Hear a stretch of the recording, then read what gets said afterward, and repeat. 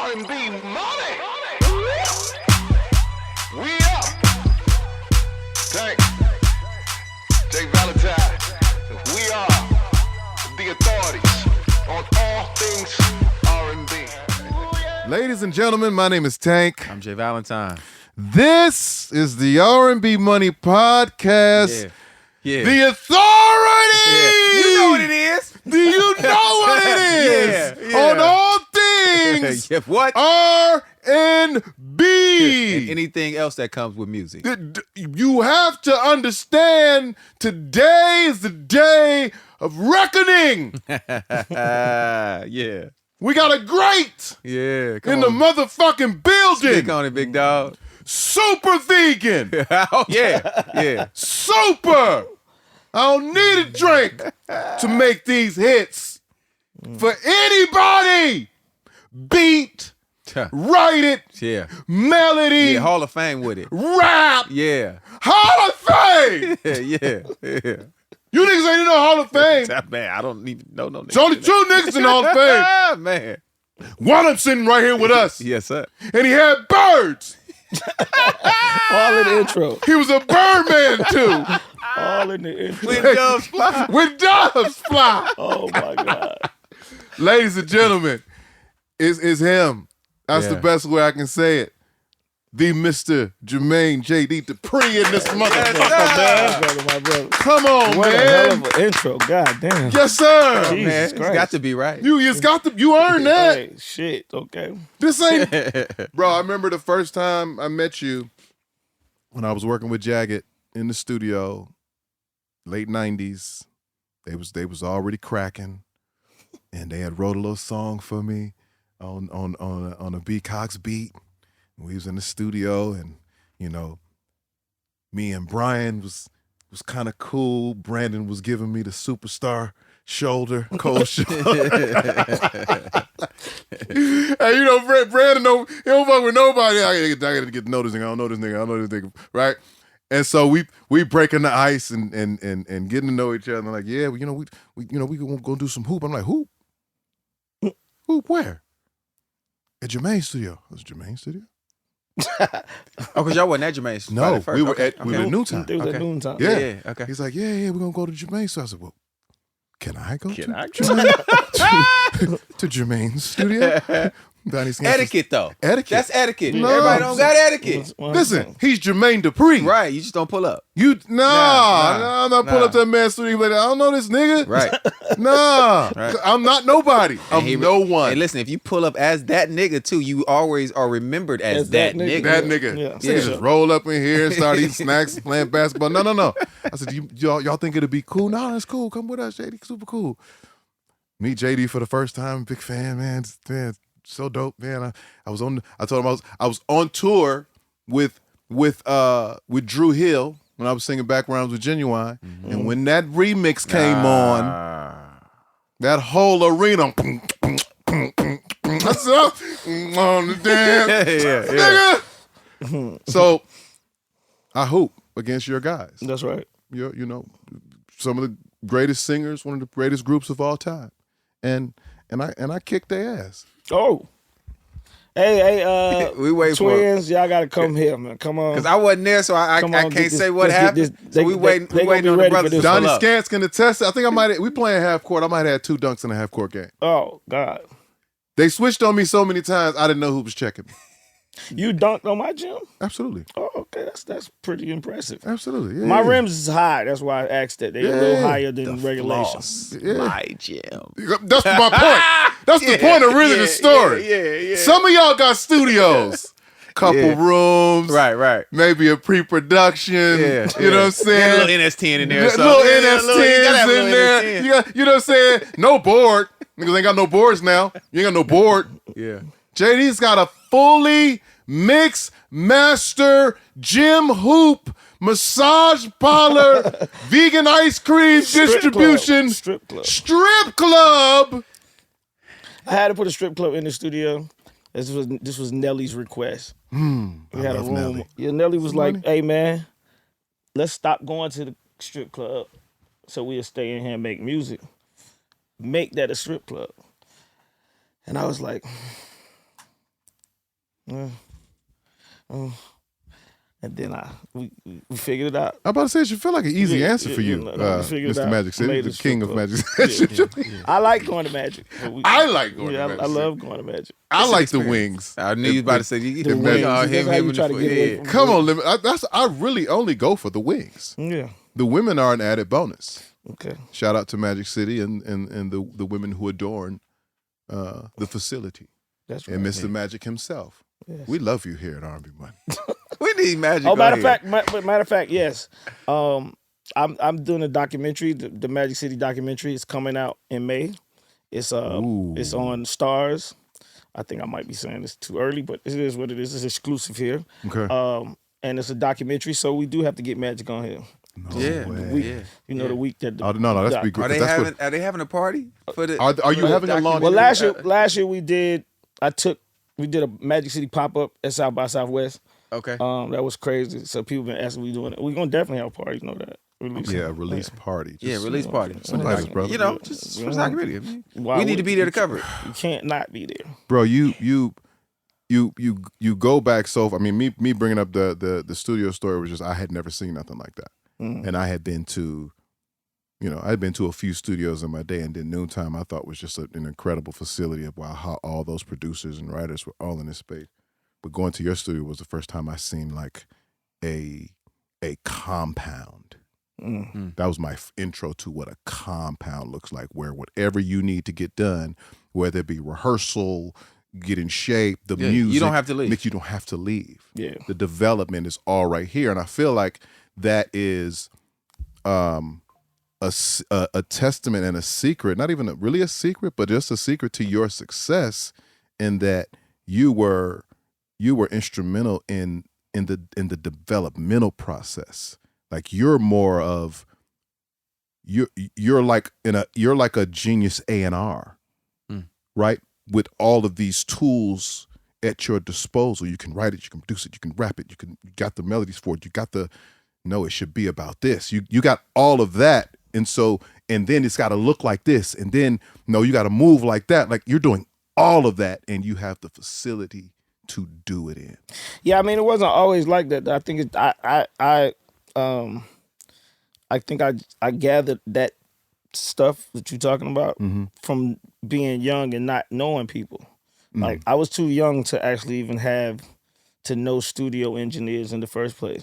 So you got to do it yourself. Right. You know what I mean? Like I couldn't have nobody come to my house. I was too young and I had no money, right? So I couldn't be like, yo, come over here, help me record this or whatever it is. It was just always just like, even like writers, it's like now when we write, I see people calling writers. Somebody might call me like, JD, who you want to write on this song? But even then, I didn't know no writers. There was nobody to write. It was like, I want this song done, I'm going to do it. I got to do it. It ain't even I'm going to do it. I got to do it because there ain't nobody else around here. Like, It was out of necessity. But it's almost like a gift and a curse, because it's like I was young. I was so young, I had no access to people. How young were you when you started? When I first started writing songs, Yeah. Probably 15. And you was making the beats and everything. No, I was actually making the beats in my head because I didn't have no money to get to the drum machines, right? So I would completely like think about how I wanted this music to sound all the way in my head, and then I'd go to the studio and I'd try to tell somebody to do what I wanted them to do.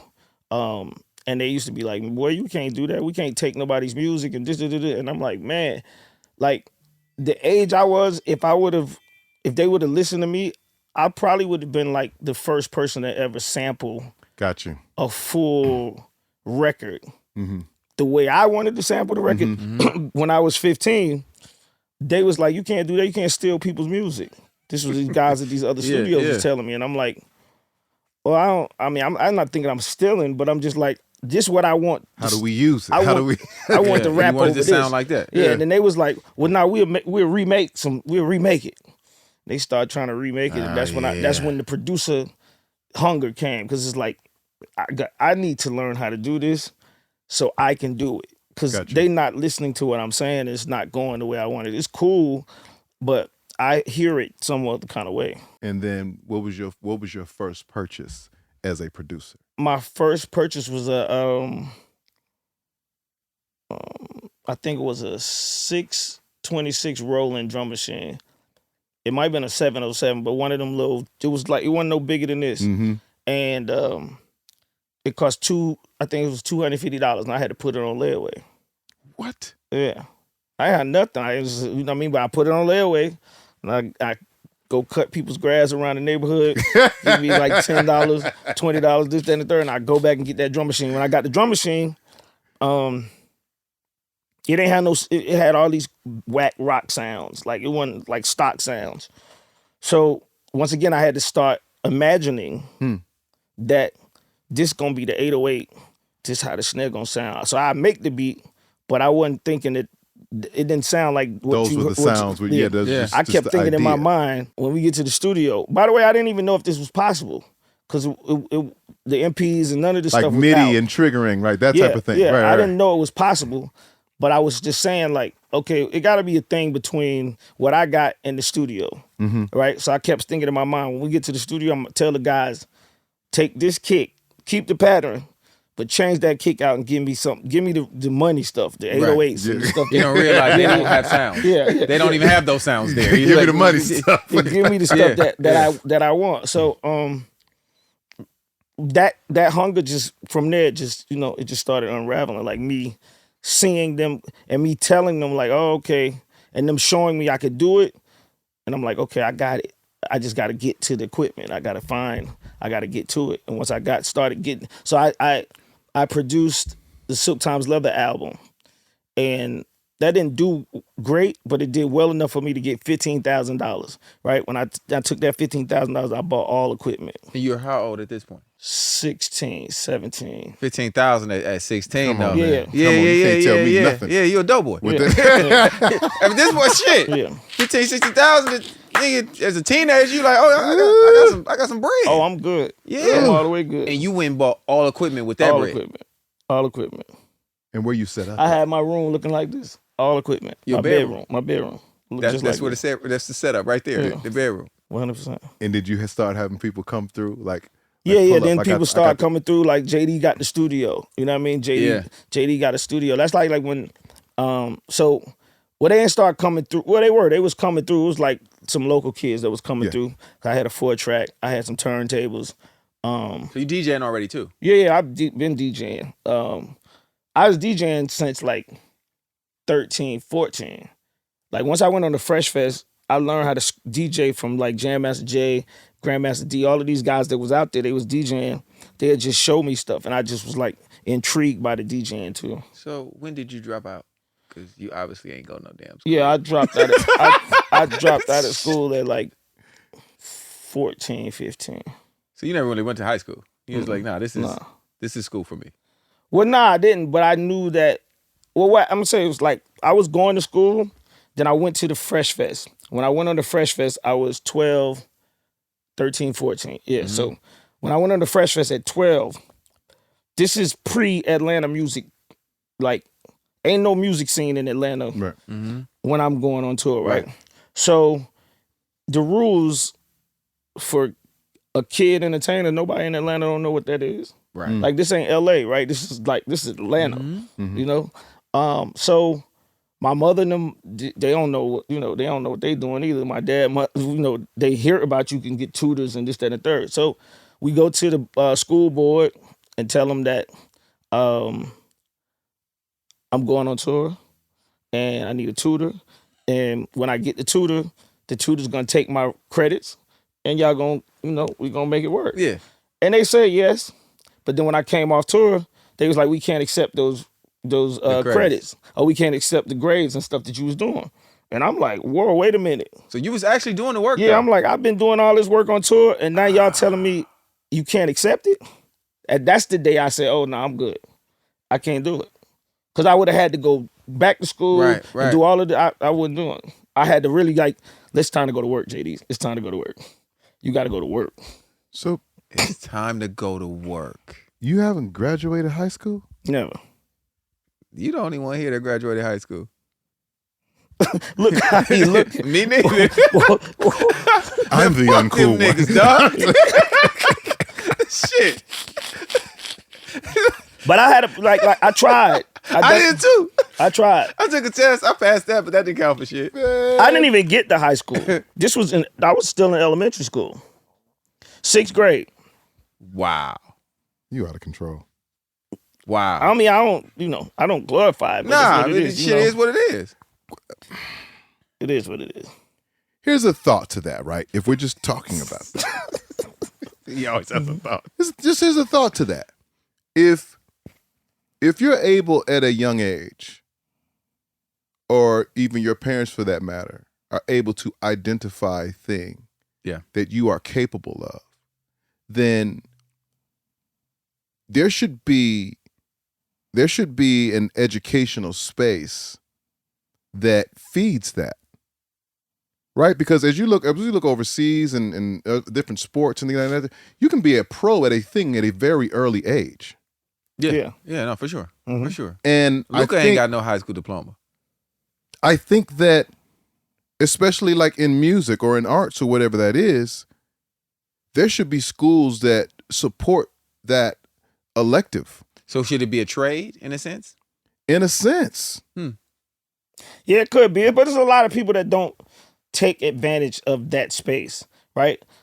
I looked at 12, 13, 14 and said 15, 16, 17 going to be the most important years of my life. Mm-hmm. I got to go. I don't know that everybody do that. I'm not saying everybody would.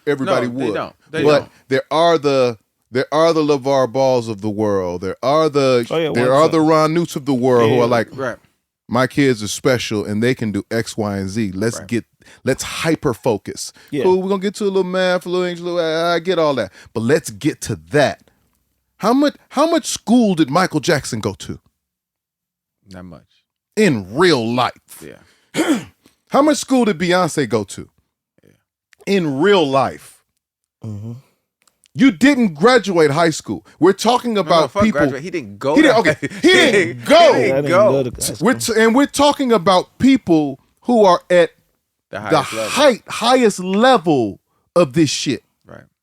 Because you going to school every day would have hindered what you were doing in your career. Let's just be real. Your learning process, your learning curve. Well, I mean, I need to be putting in that time. Yeah, but you still got to have, you got to, I feed off people. Right. So a lot of times I felt like I wasn't getting the information the way everybody else was getting it because I wasn't going to school. Right. You know what I mean? So I think, like I said, it's a double-edged sword. You want to do this, but at the same time you missing some of that social. No, for sure. That social interaction. They can say what they want to say about Michael Jackson being a 45-year-old, 10-year-old. That's fine. I get it. But whatever that sacrifice was unconsciously, it spawned generations 100% of singers, songwriters, producers, performers, directors. It gave to the world. It's you. So I'm not encouraging people not to go to school. Well, you went. I went. I did go. Yeah, you went. But I didn't do well because I was always trying to do this. Right. Yeah. Mm-hmm. This was taking my attention, and had I been able to hyper focus, have a deal at 9, right, and be in it, like,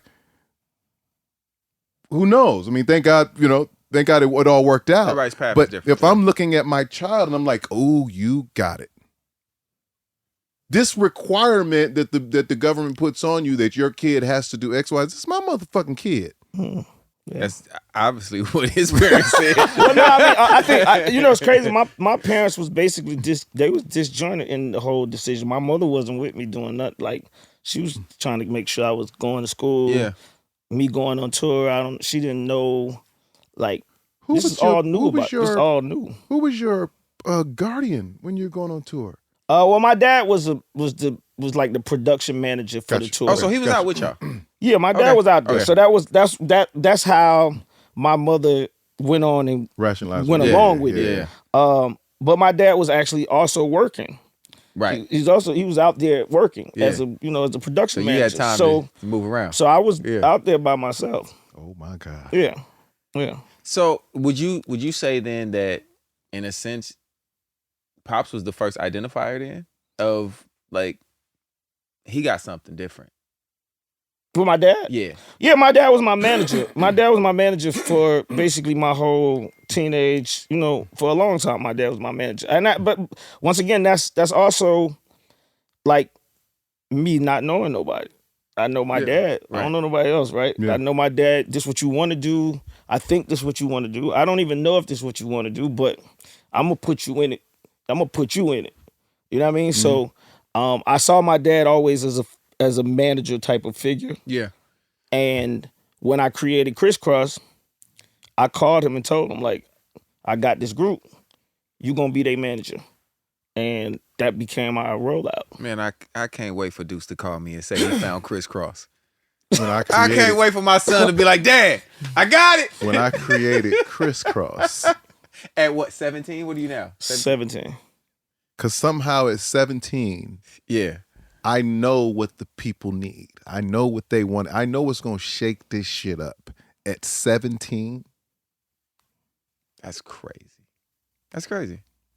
It speaks more to what I'm talking about. So do you go the regular route of let me just go try to get them a record deal?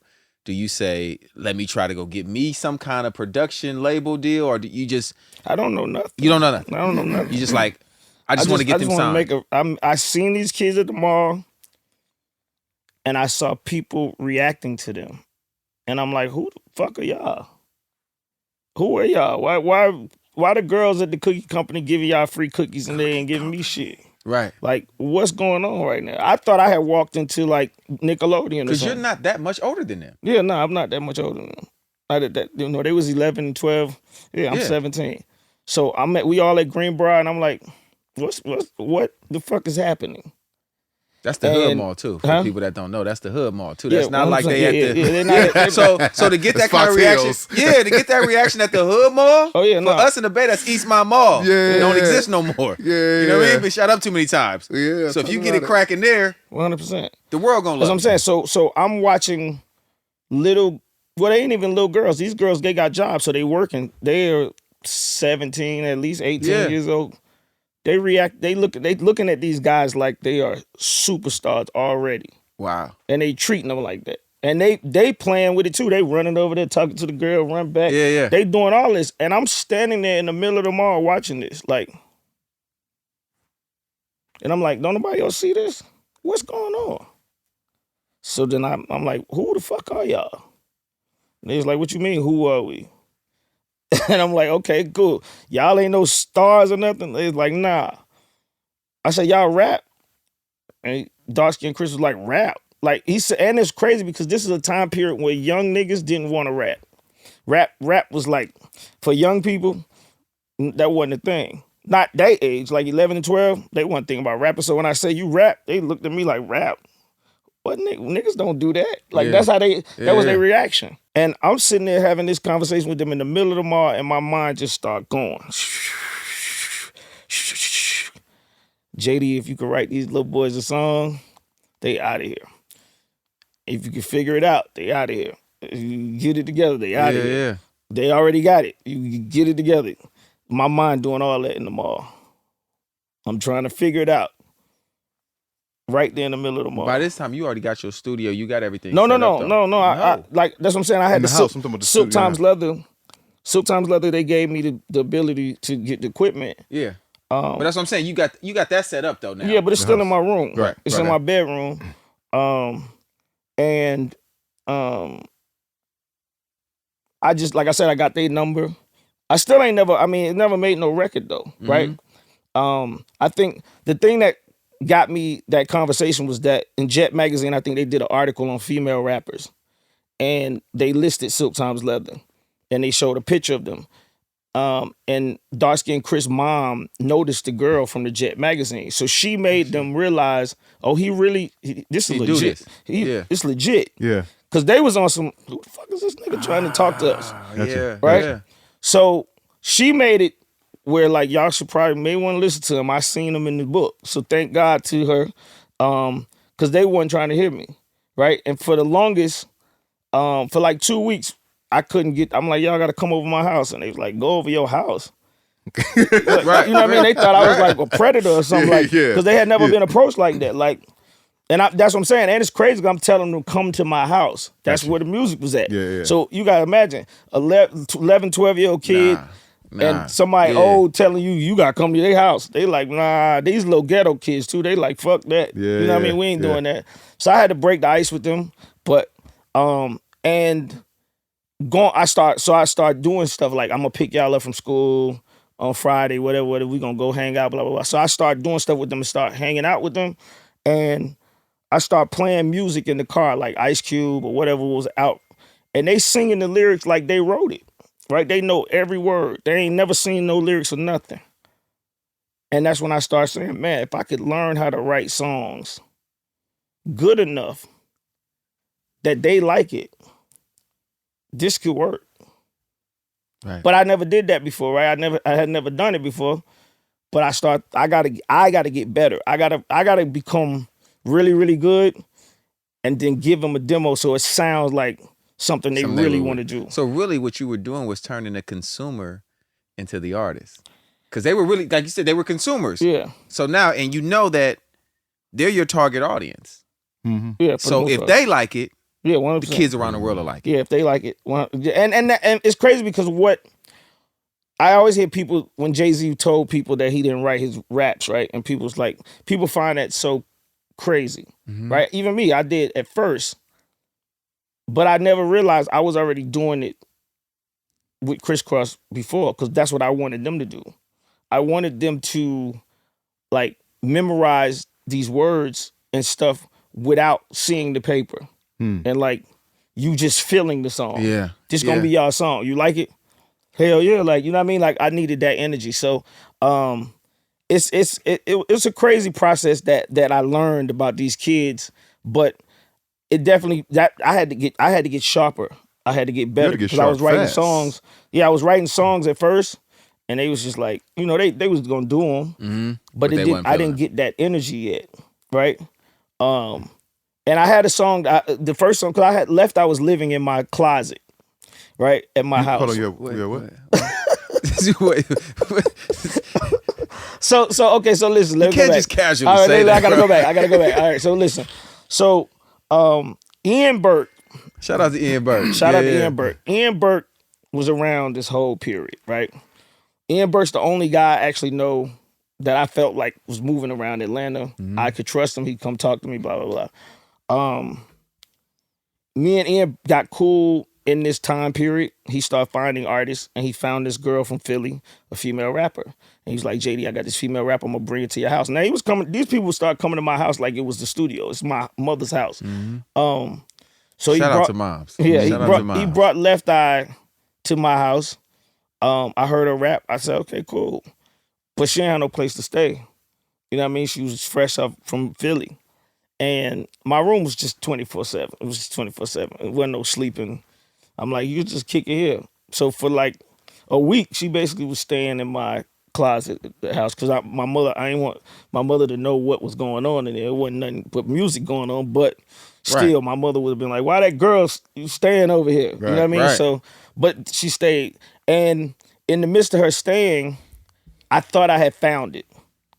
I was like, oh shit. I'm going to sample The Girl Is Mine, Michael Jackson, Paul McCartney, and I'm going to write some raps about Chris and Chris fighting over Left Eye. Okay. And I see the vision. Yeah. I see it. Yeah. But Left Eye wasn't Left Eye yet. She wasn't even in TLC. So she just was a girl that could rap. This was the vibe I was on. I'm like, this gonna go. And that song just it didn't come out. It didn't come out. I had to keep going.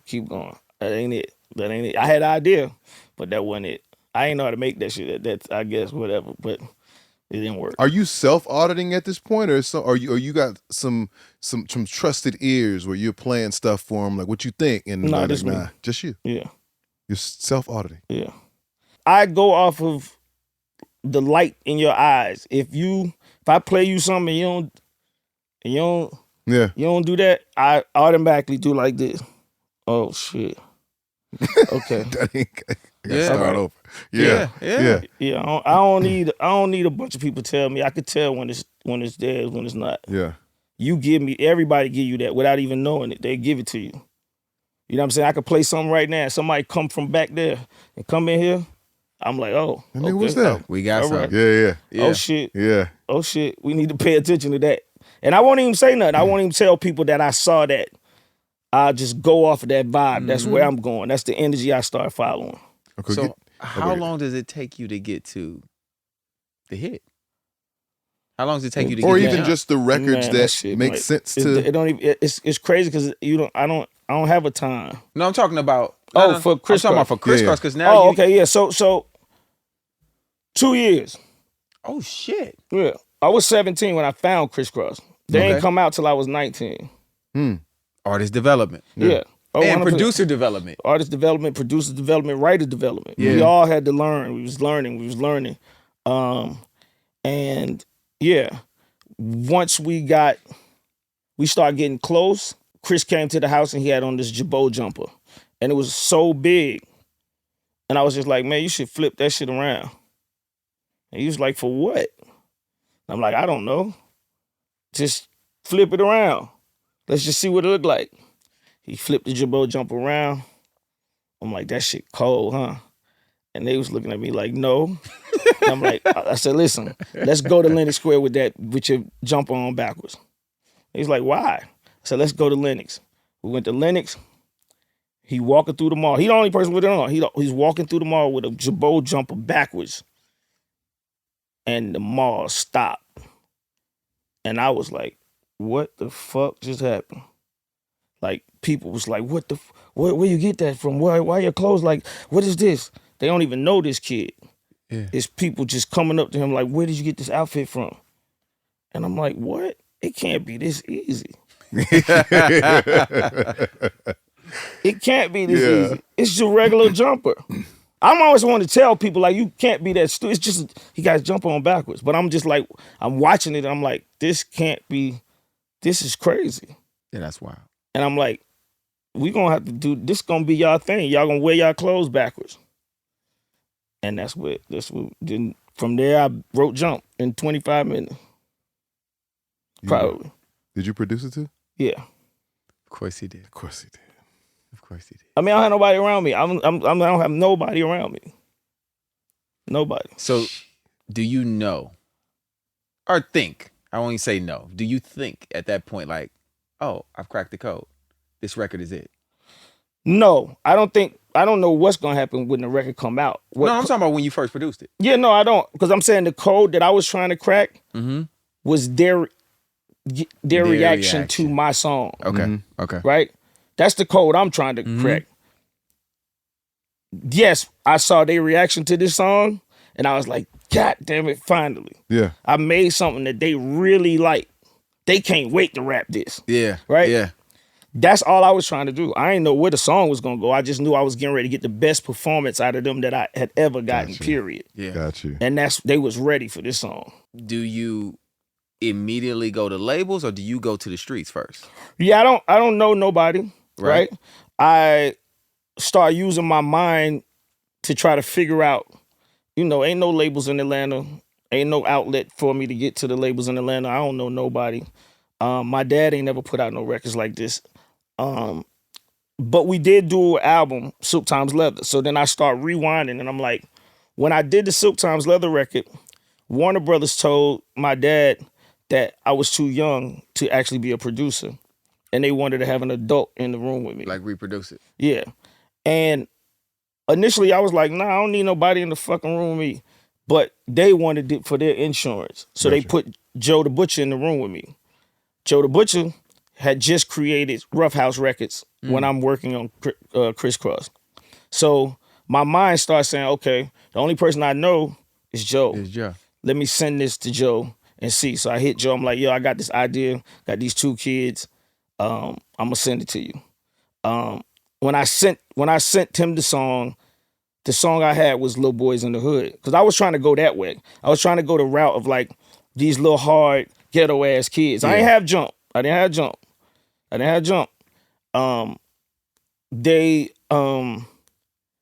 They gave us a little a demo deal. Okay. He gave us a demo deal. And I was like, shit, okay, got it. I got it.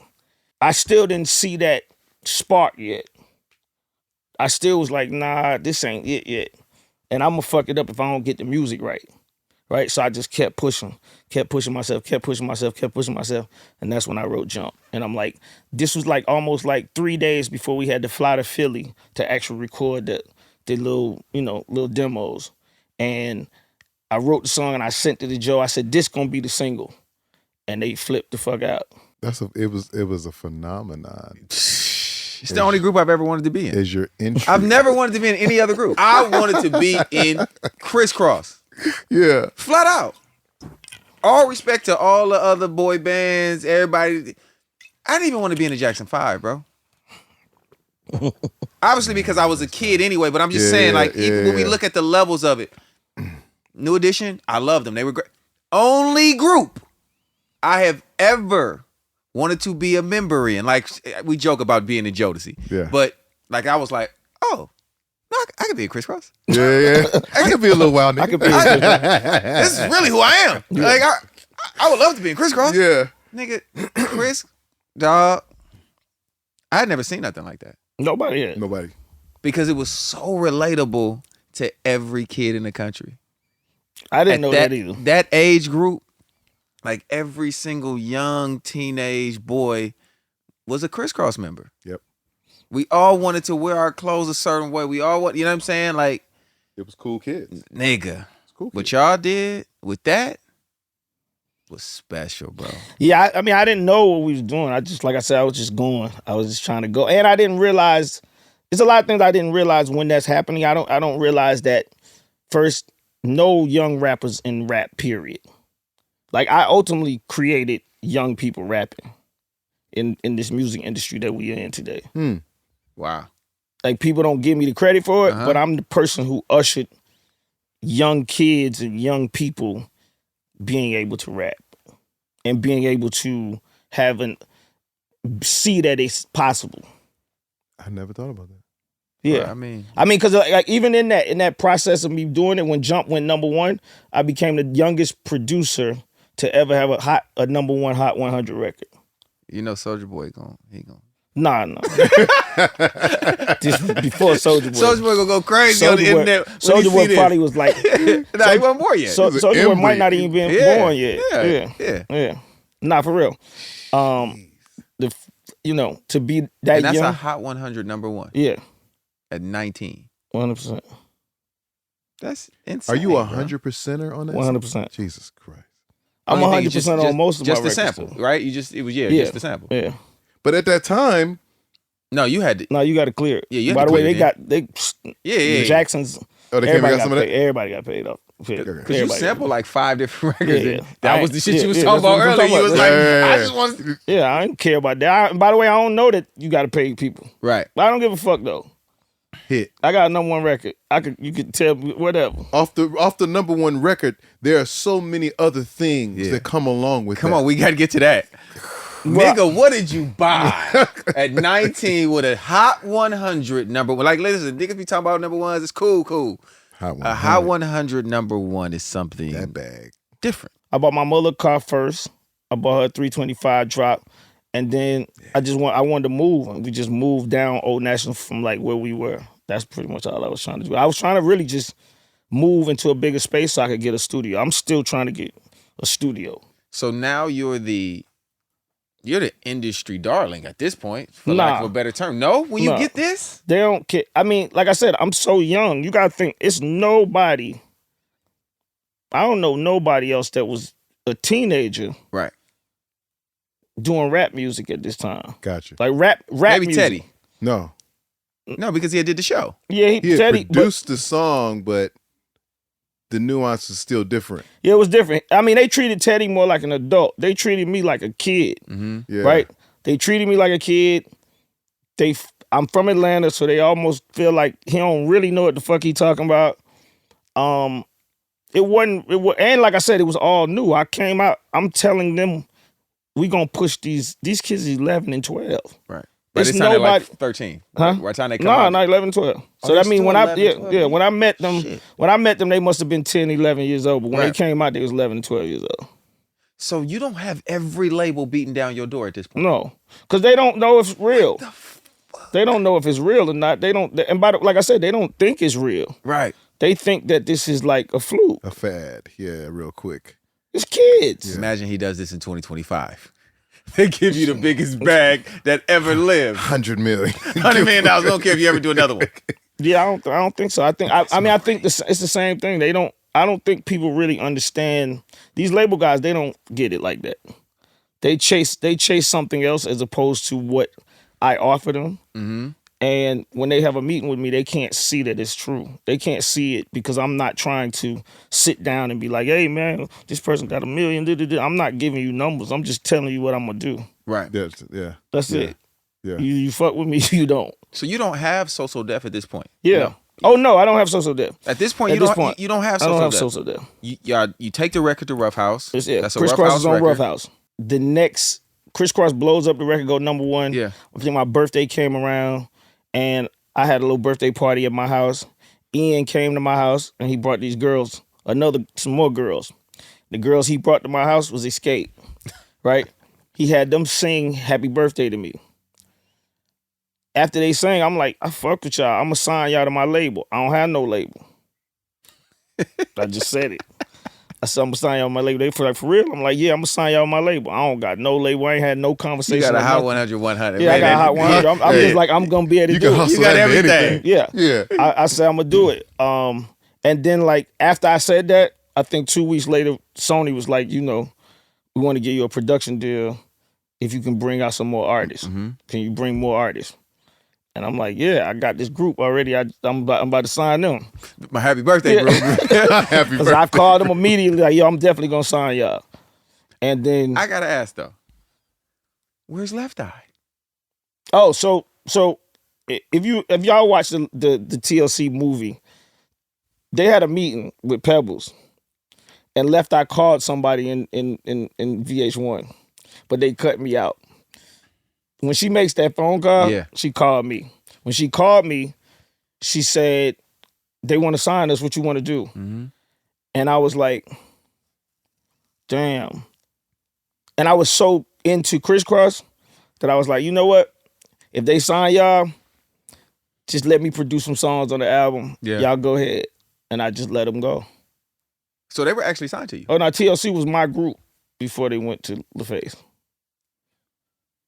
Because Ian, so we jumping all over the place, but Ian found T-Boz, and then he put T-Boz and Left Eye together. Then they start coming to my house, and I start making demos for them. And it was the first R&B music that I ever tried to write was for TLC. I never wrote R&B song ever. I tried it with T-Boz. Yeah. So I heard this other thing. It's a rumor that you did the choreography for ABC before Kriss Kross. I might have. That's even crazy. I might have. I can't take full credit, but I was around. I definitely was around. Yeah. The word I got. I was around. I don't remember it to be that, but I was definitely around. Because ultimately, that was part of the song. You know what I'm saying? With ABC and BBD, and you know what I'm saying? Not ABC, not BBD, I'm sorry. With ABC and Kriss Kross, it was like a little kitty beef. Yeah. And the fact that you had worked with ABC as well. Nah, they from College Park. Them my little homies. Mm-hmm. The only reason I dissed Kriss Kross, only reason I dissed ABC on that song was that I was trying to establish Kriss Kross as rappers. And I was like, I want y'all to let people know that y'all rappers. What they doing, they singing. We rappers. Okay. We rappers. We might be young, but we rappers. And I just kept thinking like I said, all I'm listening to is Ice Cube, NWA. They dissing everything. Yeah. Yeah. Matter of fact, No Vaseline just came out. And so Ice Cube going crazy. Yeah. And I'm thinking like, in rap, this the only way you get people's attention. This is the only way you really get people's attention. And Jump actually became such a big song, people don't even pay attention to the fact that it's a diss record. It's a diss record. Mm. You diss some kids, man. And you dissed your homies. I'm gonna teach y'all these dance moves, and then I'm gonna dish you. Yeah, I mean, like I said, I wasn't. Me and Dallas the best of friends. Dallas produced the records. I used to be around them all the time. I just thought, like I said, I only did that based on I wanted this group to. I wanted a separation between them to identify young rap group and young R&B group. Yeah. You know, Yeah. I ain't no other way for it to be separated. Unless I dish you. Yeah. All right, so let's get back to Xscape. Okay. Let's get back to Xscape. Let's Let's get back to Xscape. Let's get to So Xscape. now you got a deal Yeah, now I got a deal. And an R&B group. and an R&B group. An R&B group. Which I never did before. it was just purely because you just was like, I fuck with him. No, it was purely because I had thought about this once Kriss Kross blew up that I didn't want to be pigeonholed in rap. And I didn't think I was the greatest rap producer. Okay. I didn't know what type of producer I thought I was, but I'm saying I didn't think that I could come right back with a successful rap record. Your self-auditing is really good, Crazy. bro. 100%. Master Yeah, like that is- auditor. yeah. I told you, I'm telling you that No, bro, master that- auditing is a because- thing. That's the key. Yeah. Because most people don't know what they're good or bad at, and won't be honest with themselves to say, Nah. you know what, I'm probably not as good doing that. Yeah, I mean, and I'm thinking I'm on the clock at this point too. So you got to start thinking when you're on the clock. Okay, you got Kriss Kross Day #1. You know the record's, it's gonna pass. Yeah. And then once it passed, the hype of who you are, what's going on, that's gonna pass, right? So I'm just like, no. And then I'm like, I don't want my label to be a rap label. I want my label to be all things, right? So I'm just like, shit, I'm gonna do an R&B group. Columbia didn't expect me to say I'm coming with an No, R&B they think shit. you gonna. They like, what? A R&B group? I'm like, yeah. And they like, what R&B have you done? None. So we just gave this nigga a deal. Here goes And the he kid now. go do some Yeah, shit. this kid. Go do some shit he never did before. He getting ready to fuck the money up. I already know what that meeting was like. What?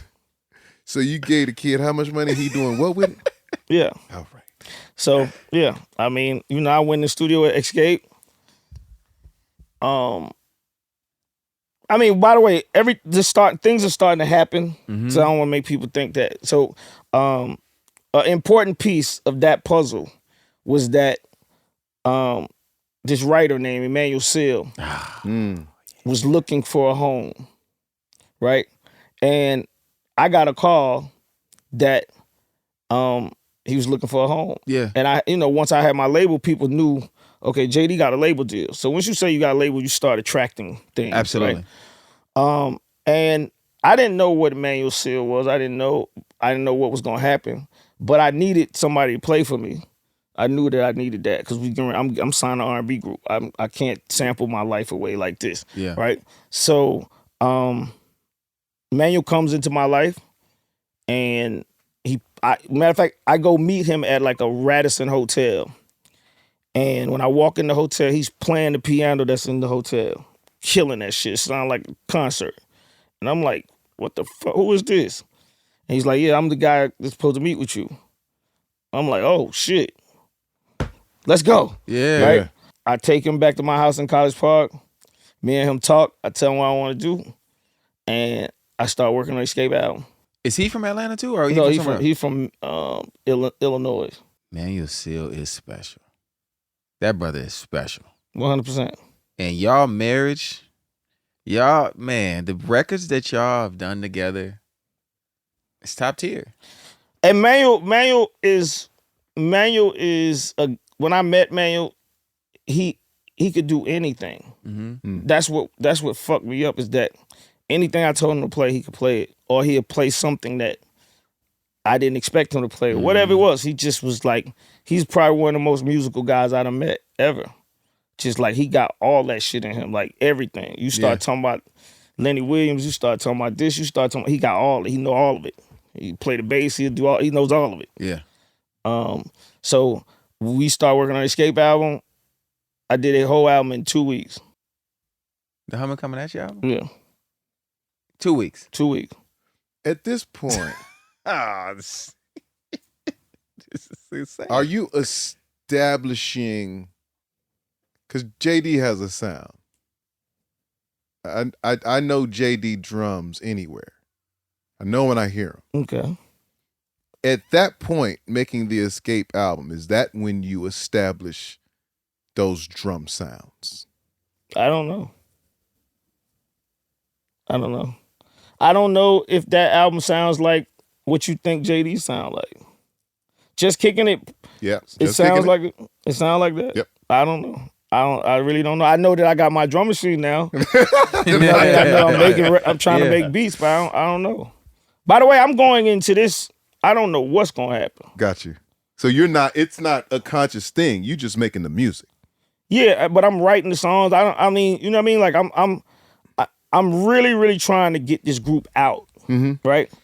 And I'm really like, the label ain't told me nothing. I'm just on this clock of myself, and I'm like, man, let's go. I gotta go. And nothing about me thinking about writing the songs even popped in my head that I couldn't. I just started writing. And Manuel played something, and I'm like, nah, I wanted to go like this. And I was trying to make it so close to rap. That's why it's Just Kicking It sound like it sound. Yeah.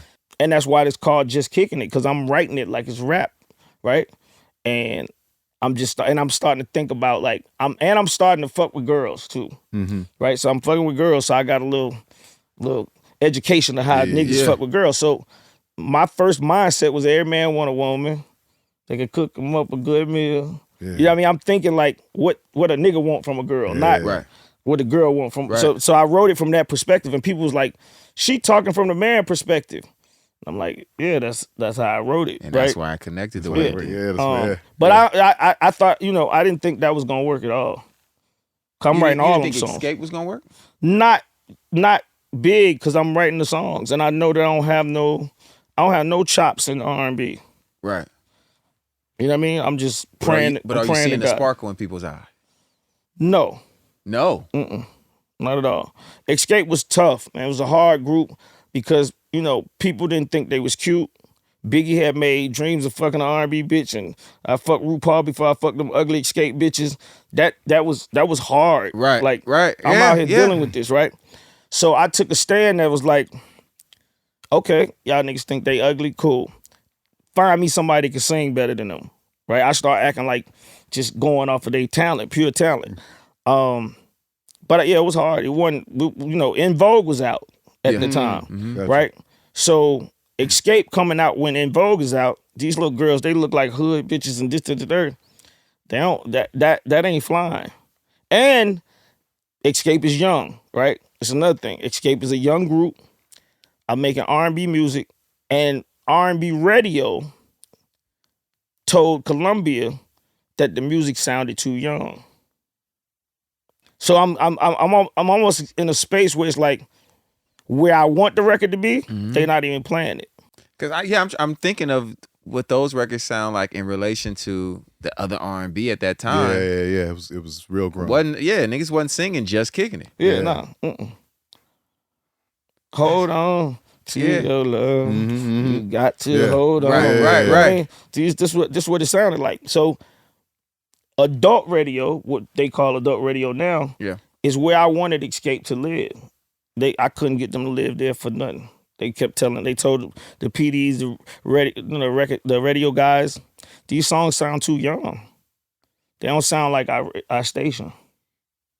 So that's why I say, like, all that young shit, I'm the person who brought this to the music, to modern day music. And what broke that conversation for them? For Xscape? Yeah.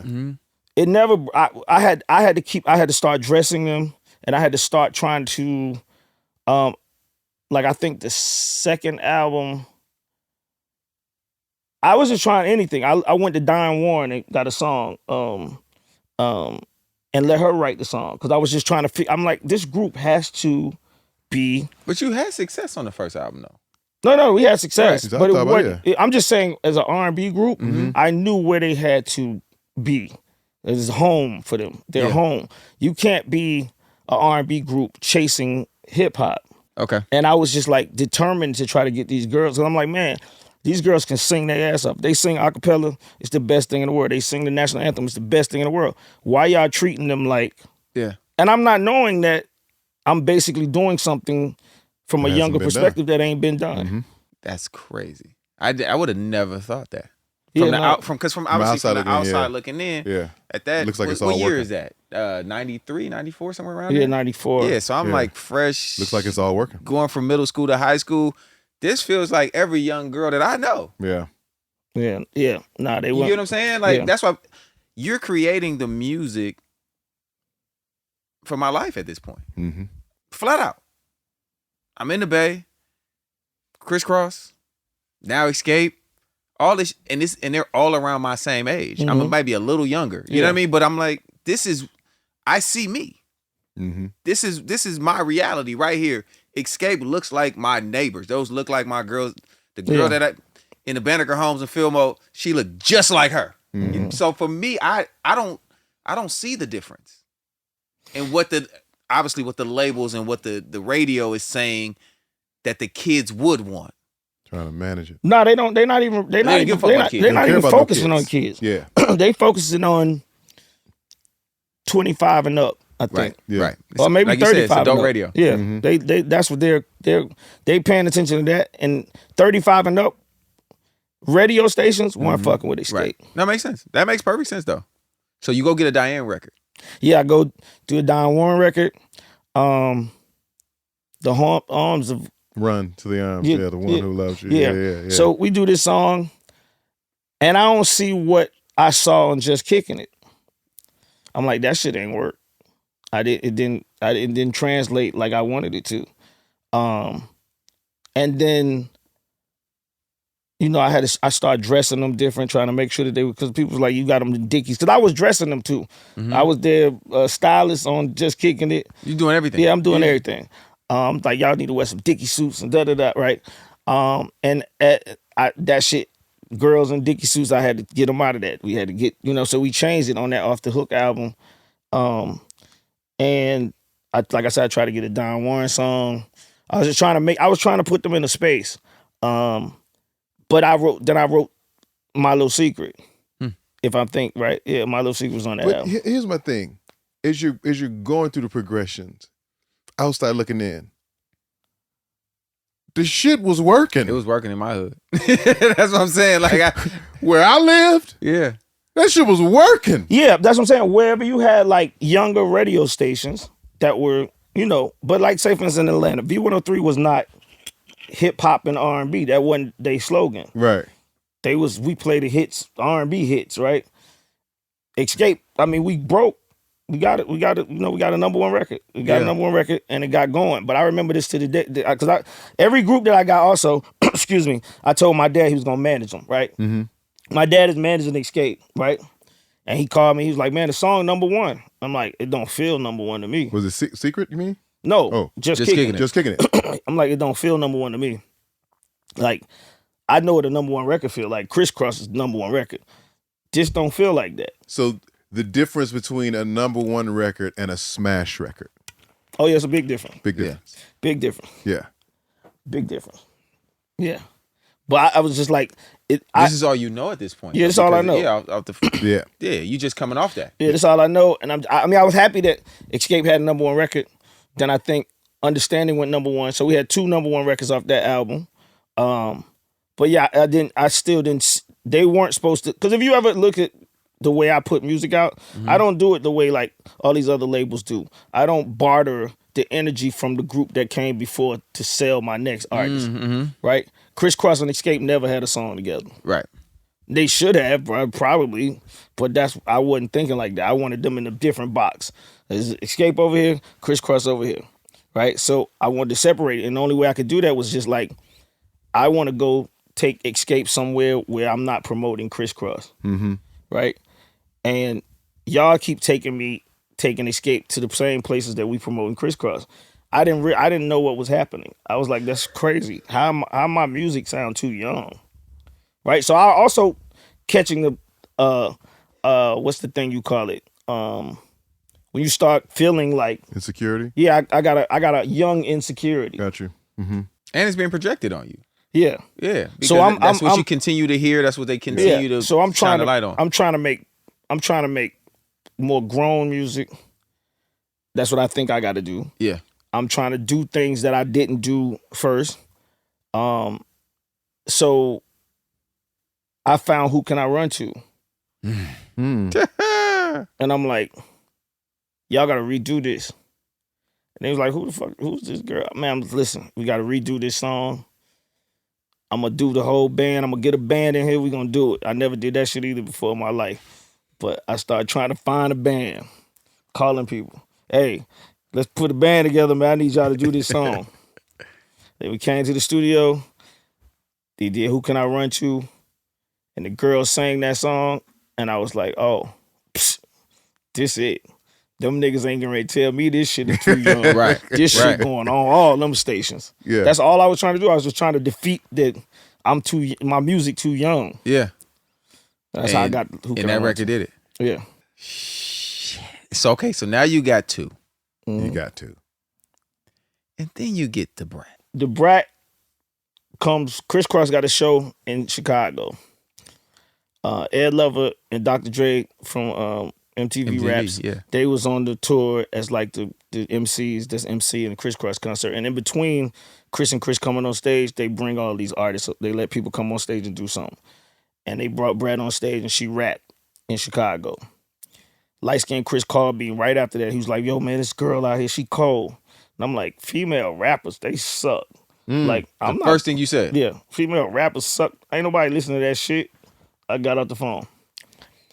He's like, nah, man, you gotta listen to her. She cold. And I'm like, we don't even I'm telling him, we don't listen to no female rappers. Like, who getting ready to listen to female rap? I thought it was the worst idea in the world. I never was like courting Brat, trying to get her to come to Atlanta. She started pushing her own buttons, right? So she came to Atlanta. She called my phone and she was like, I'm here. I didn't know she was coming, but she came. She was like, I'm here. So I'm like, you know, I'm trying not to be completely on the fuck that shit. I'm just gonna listen with an ear, right? So I go pick her up, or I go to the hotel, pick her up, and I gotta stop and get gas because I live on the south side. So when I stop and get gas, I go in there to pay the gas. She put the CD in the car, and I get back in the car, turn the car on, and the shit come on. I'm like, who the fuck is this? Who touched my radio? And I'm like, who is that rapping? She's like, that's me. And I'm like, oh, wait a minute. Wait, she came to Atlanta. You hadn't heard nothing yet. Never. You just going off of Chris telling you that she was good. Yeah. I never heard of rap. And she was so like, nigga, persistent. You gonna check me out. I'm like, okay, cool. I was taking her to go back to my house to do like a little audition, I guess, basically. She put the CD in. So as soon as I hit that shit came on, I'm like, who is this rapping? She's like, that's me. And I'm like, oh, this might work. It went from hell no to maybe. Yeah, I'm like, maybe this might work. And Brat, to this day, was the hardest project I ever did in my life, though. Really? Yeah. Cause I never had it. I couldn't. I made 2-3 songs a day, and I never could. They never was right for me. So you sign her, but you can't figure it out. Yeah, I can't figure it out. So how do you land on Funktify? I don't know. 2 years. It took 2 years for me to get Funktified out. Like literally. We making song after song every day. Song every day. Every day. Matter of fact, I think during the Xscape video, I pulled up in my truck trying to play a demo of a song that I did with Brat. Mm-hmm. And I ain't tell nobody. I just try to pull up to the video playing some loud music scene, and ain't nobody giving me nothing. Ain't nobody come from behind the back room. Ain't nobody giving me shit. Yeah. And I'm like, oh man, this ain't gonna work. I knew I shouldn't fuck with no fucking female rappers. That's how I'm feeling. Yeah. And then one day, me and Bandwith in the studio, we playing around with the between the sheets, and I start rapping. Right? I start rapping, and then she jumped in rapping. Behind me, we freestyling. I'm like, oh. I'm like, nah, I ain't thinking about it. I'm not making no record. That's what I'm saying. I'm not being no rapper. I'm not doing this. And she's like, yo, we should make a song like that. You should rap. And I'm like, no, I'm not fucking rapping. I don't want to rap. Y'all put y'all out. She's like, nah, let's do it like this. So then I'm like, okay. I start thinking about it, and then I start writing the verse. Like, open up the doors, let the funk flow in. You know what I mean? I start writing my part, writing her part, and then I'm like, this is how it's gonna go. Then we gonna do it like this. We do that song. I'm thinking this just for the car at this point. Yeah. Like, we ain't putting this out. We do that song, we get that going, niggas start coming in the room. What the fuck is that? What is that? Yeah. I play the song a little louder. Everybody like, hey, man. Yeah, JD, you gonna rap? And I'm like, oh, fuck, I don't want to be no rapper right now. Not yet. Yeah. All right? But it forged me to do that, and that's how the song came. Because at this point, you have your label. Yeah. So now, everything you identify, you can sign. Yeah. So she signed already. Yeah, 100%. Y'all just trying to figure the shit out. Yeah. So are you in a position, because, we try to give as much information on our platform as possible. Are you in a position at this time, though, where you don't have to take it up to Columbia and say... No, I never had to do that anyway. I never had to do that, not at all. I could sign my artists immediately. They would tell me once I bring it to them, like, we don't think this going to work, or we do think it's going to work, whatever. But, signing artists, that wasn't none of their business. But I'm saying, as far as, like, you just... As far as them releasing budgets. Yeah, budgets and that type of shit, though. Because you had already itemized or identified what a budget would be when you sign an artist. Yeah, I mean, because I already we basically had it set that like and that's a standard contract. We give us this what the budget gonna be. Because I'm signing all new artists, so you know what I mean. They ain't got they don't have no priors. They not, you know what I'm saying. So these are standard deals that I had in my office, basically. And then you got another platinum artist. Yeah, so then Brat goes, first female rapper to go platinum, solo. I ain't know that, but like that's what happened. And I was, I'm proud of that. Like that was one but because that project beat my ass.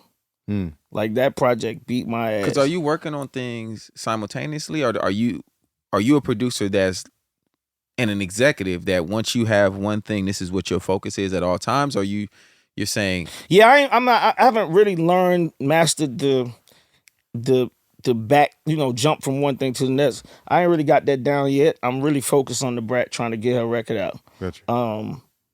And then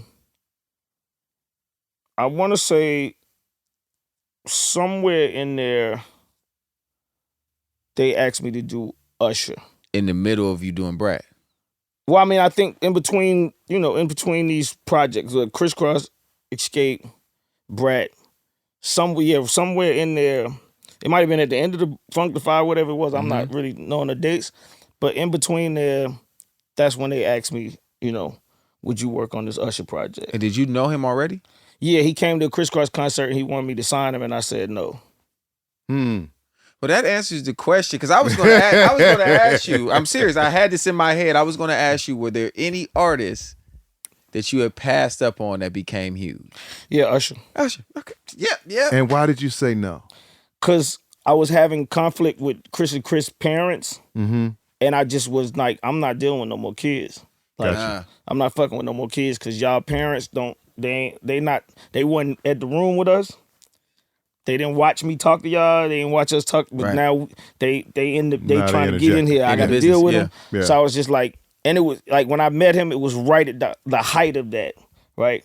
And we had a meeting where the parents had gotten to the Chris' parents. They had got in an argument at the lawyer's office, and it was just like, this ain't what I signed up for. Gotcha. Right? So, and when Usher came, he was a teenager once again, and I was just like, nah, because AJ brought him. But I'm like, it's a mom somewhere. Oh, it's a mom. It's a mom somewhere. Oh, there's a mom. It's a mom somewhere. And I just was like, I ain't had the capacity to do it. She don't play. There's a mom. Yeah, but even understanding that, though, I think, because that's, in this business, we see talent, and sometimes we just jump at it even when we don't have the bandwidth. Yeah. Like I said, even with TLC, that's why I let TLC go. I didn't have the bandwidth. I didn't have a label. Right, but that's what I'm saying. At that point, you don't got no label. Yeah, I don't have no label when I'm talking to TLC. I'm trying to get Kriss Kross signed, and today I could do both, but back then I ain't had a bandwidth. I just was like, I was giving Kriss Kross all of this energy, and I was kind of like giving Tion and Left Eye like some little energy, but they weren't getting the full play. Right.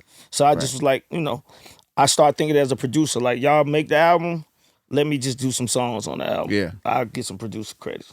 What do you think prompts the call to do Usher? What nuance that you've created, or what piece of music that you've done? Well, they you think came prompts that they call? came and they asked me to do a remix of Think of You. Mm-hmm. So all, you know what I'm saying? So all the songs I think of you. Yeah. So LA was like, his voice is changing. We need to make this song. I want to put a bridge in the song so people can start hearing his voice. And I didn't know what a bridge was. I mean, I thought I knew what a bridge was, whatever. But I'm like, okay, cool. This nigga hit records out No, here. he's- Like, I listen, ain't know what that listen, was. and he gonna figure it out though. No, I know. Bring him, send him up. We'll that's figure what it out. I did. Yeah, come on, I told him, come over. I did a remix, and then I put the bridge in Think of You. And they got that back. And Usher was like, man, because I made Usher come to my studio and re-sing his part, right? That was the thing about remixes that I was like, if you're gonna do a remix, come sing it over. Let's really make it remix. So he came and he sung that bridge part, and I wrote the bridge, and I sung the bridge to him, and he translated my terrible notes into what it was supposed to be. Can we get an example? Fuck out of here.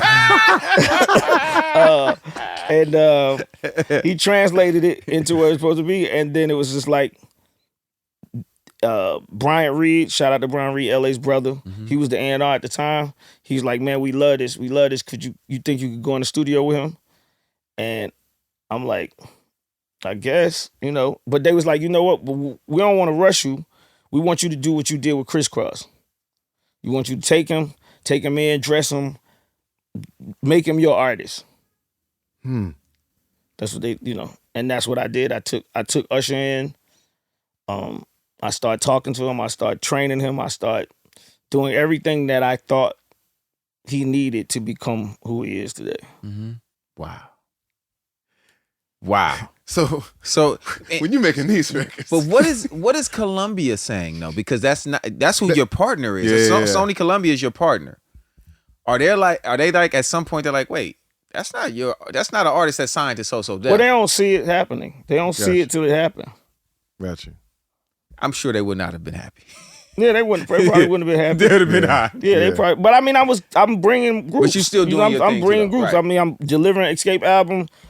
I'm delivering Brat's second album. I'm giving them product that they, it's not like I'm not doing the work. Yeah. So yeah, yes, I get into the Usher record. I don't know anything about male R&B as far as writing songs and making it. I don't know nothing. I just know what I've heard, but I don't know nothing. And I'm just like, all right, we're gonna try this. I don't know how this is gonna work out, but we're gonna try it.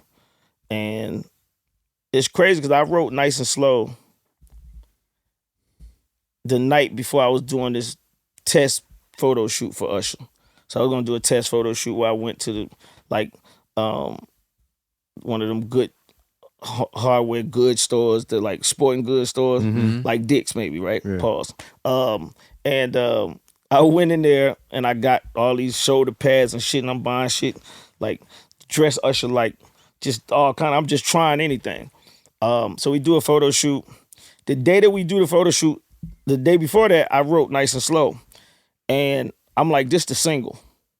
Did you have the track or any of that stuff? Like, or you Yeah, just wrote- we did it. We did the song. We did the song because I got Usher at my house, so we recording. We making my way. And like I said, I did Nice and Slow. We going to the photo shoot. I tell LA at the photo shoot, I like, this the single. He was like, nah, that ain't the single. I'm like, this the single, man. This is it. Like, this shit jamming. Like, what are you talking about? Yeah. He's like, yeah, it's all right. I drop my head, go back. God damn, it's all right. And by the way, they paid me to do 4 songs, I think, 4 to 5 songs. So I don't have You Make Me Wanna yet.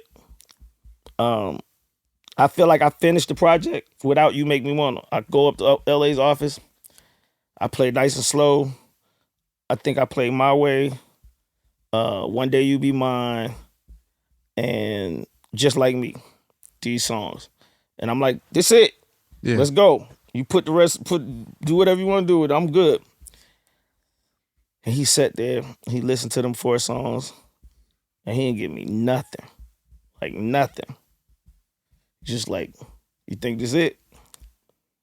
And I'm like, fuck. All right, I'm going home. Go back to my house. I'm gonna go home. I'm gonna go home. I left his office. I went home. I said, man, we got to do something better than this shit. We got to make something. I got an idea. I started making beat. He started playing a little guitar riff. I'm like, ooh, yeah. Think, think, think, think. Boom, boom. He playing the actual guitar. Think, think, think. He playing it to the beat. I'm like, oh yeah, this sound like it right here. This gonna be it. When I started writing the song. You Make Me Wanna. Yeah. You wrote You Make Me Wanna. Yeah, 100%. Nice and Slow, 100%. At this point, the situation's out of control. It's out of control. I've never been so hard. This man right here is out of control. Nigga. Yeah. But I mean, You Make Me Wanna was like a rap song to me. Because that's what I started thinking. I started thinking that I was like, JD, you a rapper. You trying to, just because you did Xscape, nigga, you ain't no R&B nigga. Yeah. You better get back to that rap shit and do some rap shit. So then I start writing it like a rap. You make me want to leave the one I'm with, a new relationship with you. This is what we do. Think about the ring and all the things that come along with it. You make me. I'm writing it like a rap song. Same thing with Nice. Yeah. MC Hurricane understands. Yeah, Hurricane. That's who he is. That's who I am. Okay, all right. That's all right. MC Hurricane. All right. you know all the code for that, right? Man, whatever. Get the shit out of here, nigga. Same thing with Nice and Slow. I stopped. That's why I thought Nice and Slow was a go, because I put so much rap into it. Yeah. 7 o'clock on the dot. I'm on the drop top, cruising the streets. That's a rap song. Absolutely. Right? And I'm thinking, like, I got this little niggas talking. He doing some He rap on his shit. And the Pope Pimp shit had came out around that same time. So I'm like, we're going to take the little Pope Pimp shit and we're going to spell your name. USHERRAOMD. I'm trying to do what them niggas was doing, Pope Pimp, just to add a little bit of that. I thought that was the one. It was the one. Yeah, it was the one. I mean, it was Usher's first number one. It just had a had to 1-2. wait. It had to wait. Yeah. It was a hell of a 1-2. It was his first number one Hot Make 100. Me Wanna wasn't number one? Not Hot 100. How high did that get up? Oh, it went number one R&B, but I don't know what it did on the Hot 100. But as far as his first Hot 100 record was Nice and Slow. And this is your first time writing for a male R&B artist. Yeah. Nigga, you the cheat code. You a fucking cheat code, bro. I don't know if I'm the cheat This nigga's code. on full Bob Dylan. This nigga's on full Bob Dylan out here, Nigga's dog. a master auditor. This is nigga. That's crazy because these are all first for you. Yeah. It wasn't like you were bumping your head on other projects that maybe did this or that. No. First R&B singer they send to you, you give them a number one. Hot 100 number one. Yeah. Come on, bro. Yeah, that's not normal. Huh? That's not normal. It's not normal. I don't know, man. I don't know. I'm not even paying attention to if it's normal or not. Like I said, I'm just trying. I don't even know what I'm doing. I honestly didn't know what I was doing with My Way album. I just was trying whatever. And that album ends up selling how much? I think 5 million. Oh, he was him. He was him. Yeah, that's when you start buying the Bentleys and shit. That's when you jumped off the Porsche. It started getting close. And then have you bought Southside yet? No. Hell, you ain't bought the studio yet. Yeah. This all 90s. Okay.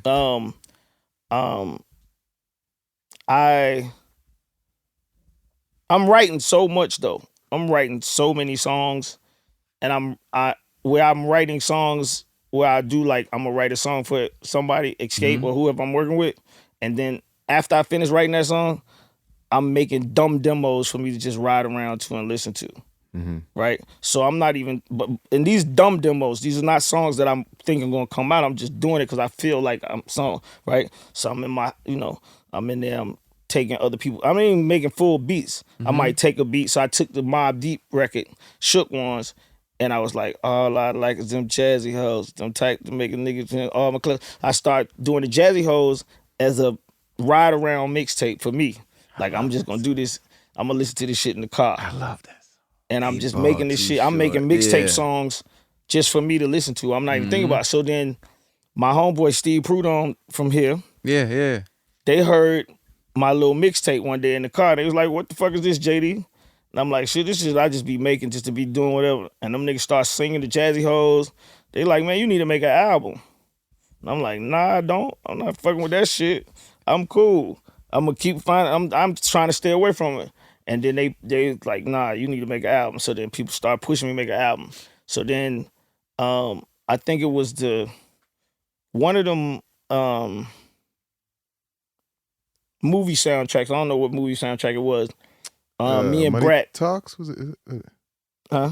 Go ahead. Yeah, me and Brat put The Party Continues out. Okay. Yeah. Right? And that The Party Continues was basically like, it was me and Snoop record first. That's what it was. So it was me and Snoop. Me and Snoop had a song on the soundtrack. I took Snoop off and did a remix with DaBrat of that song. And that song became my song. And it was basically like my first record that I put out on my album. Me, Brat, and I put Usher on the hook, right? And I started saying, I guess I'm gonna make an album, right? I guess I'm gonna make an album. And I'm getting a little courage because everybody's saying it. So I'm like I said, I pay attention to the energy. So people saying it, everybody tell me I should do it. So then I just start going full force on trying to make my own album. And that's what Life in 1972 Yeah, came from. Life in 1472. Or 1470, yeah. But I gotta backtrack. So I made Just Kicking It, and Just Kicking It got the ears of Mariah. Just Kicking It did. Yeah. Just Kicking It got the ears of Mariah. She wanted a record that felt like that on her album. So, I got the call to go in the studio with Mariah. I didn't know that that's what she wanted, but that's what She was after. That's what she was looking for. And we went in the studio. It was a different type of vibe for me. I had never been in the studio early in the daytime, leaving at like 7 o'clock at night.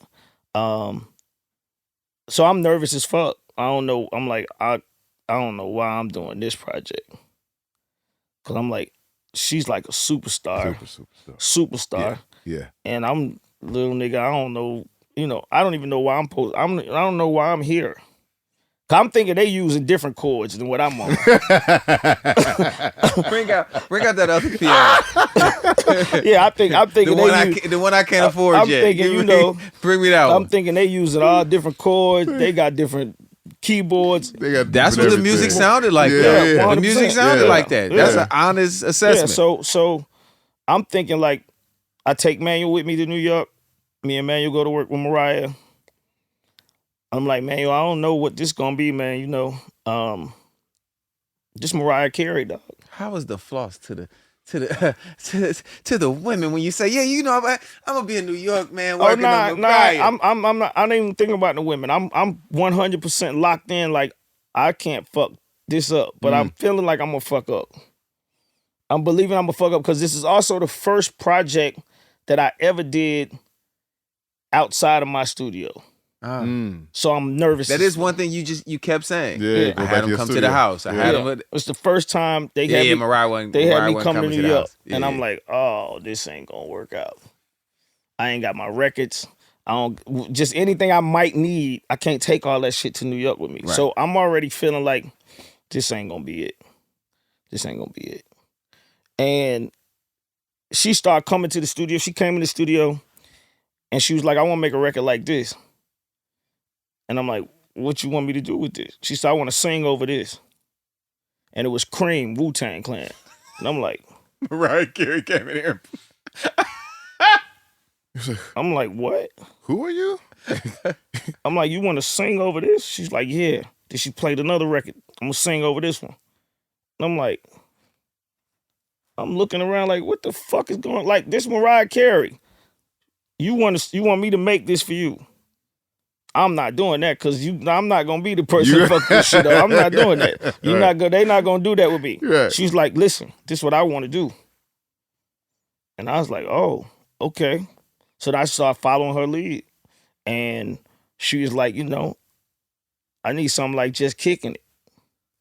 But I wanted to be pretty, but I wanted to have that ghetto shit on it that y'all got and Just Kicking It.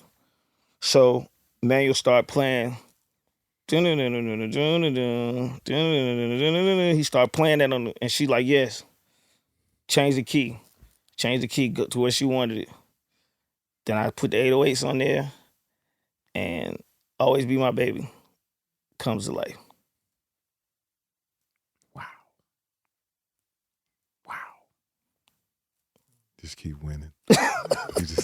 And that's the beginning of me and Mariah's relationship. And that was absolutely a number. Yeah, 100%.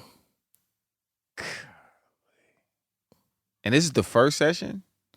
I mean, we did two records. It's the first one of two songs. We had a week in the studio with her, and that's what we came out of. I mean, we made the cream, but it didn't come out right. Right. Yeah, it didn't come out right. I was also not completely dialed into Mariah yet, as far as like putting her over top of cream. It didn't make sense. It didn't make sense. To me. It was like I'm not doing that. I'm not gonna be the guy to do that. Not realizing that she basically was creating hip hop music. She's actually the creator of that. Like Ariana Grande singing over something. 100%. Yeah. Katy Perry singing over something. Yeah. Absolutely. Christina Aguilera. She's the person who created that sound. In her mind, she did this. And she's still that person to this day. She wants to sing over street shit. Hood shit going.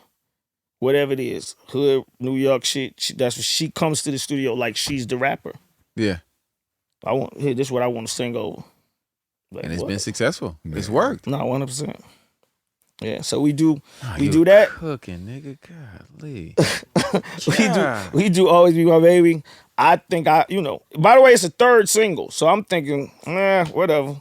My little Mariah Carey shit didn't work. It's cool. I'm on the album. She, whatever. Always Be My Baby comes out as a single. That record goes number 1 on R&B charts and Hot 100. I'm like,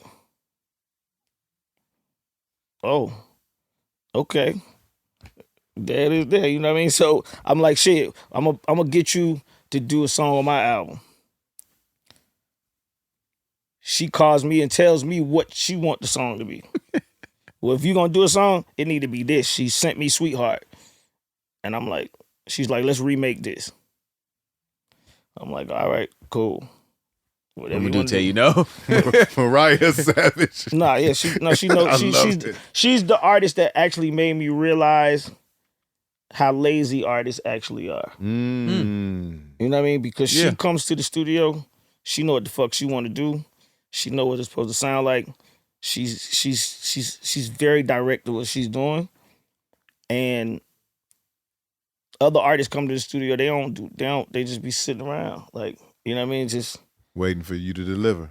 Whatever it is, they just don't have that. She made me realize, like, she's just very intentional as an artist. Yeah, it's another level to this artistry shit. Like, it's definitely another level to it. So I did that. We did Sweetheart. I think I had Sweetheart first before Money Anything, right? And Columbia's thinking that they're gonna release my album. I got a Mariah Carey single. This seems like the thing. But like I told you before, I don't like to barter the energy from other people with my records. I don't really like that.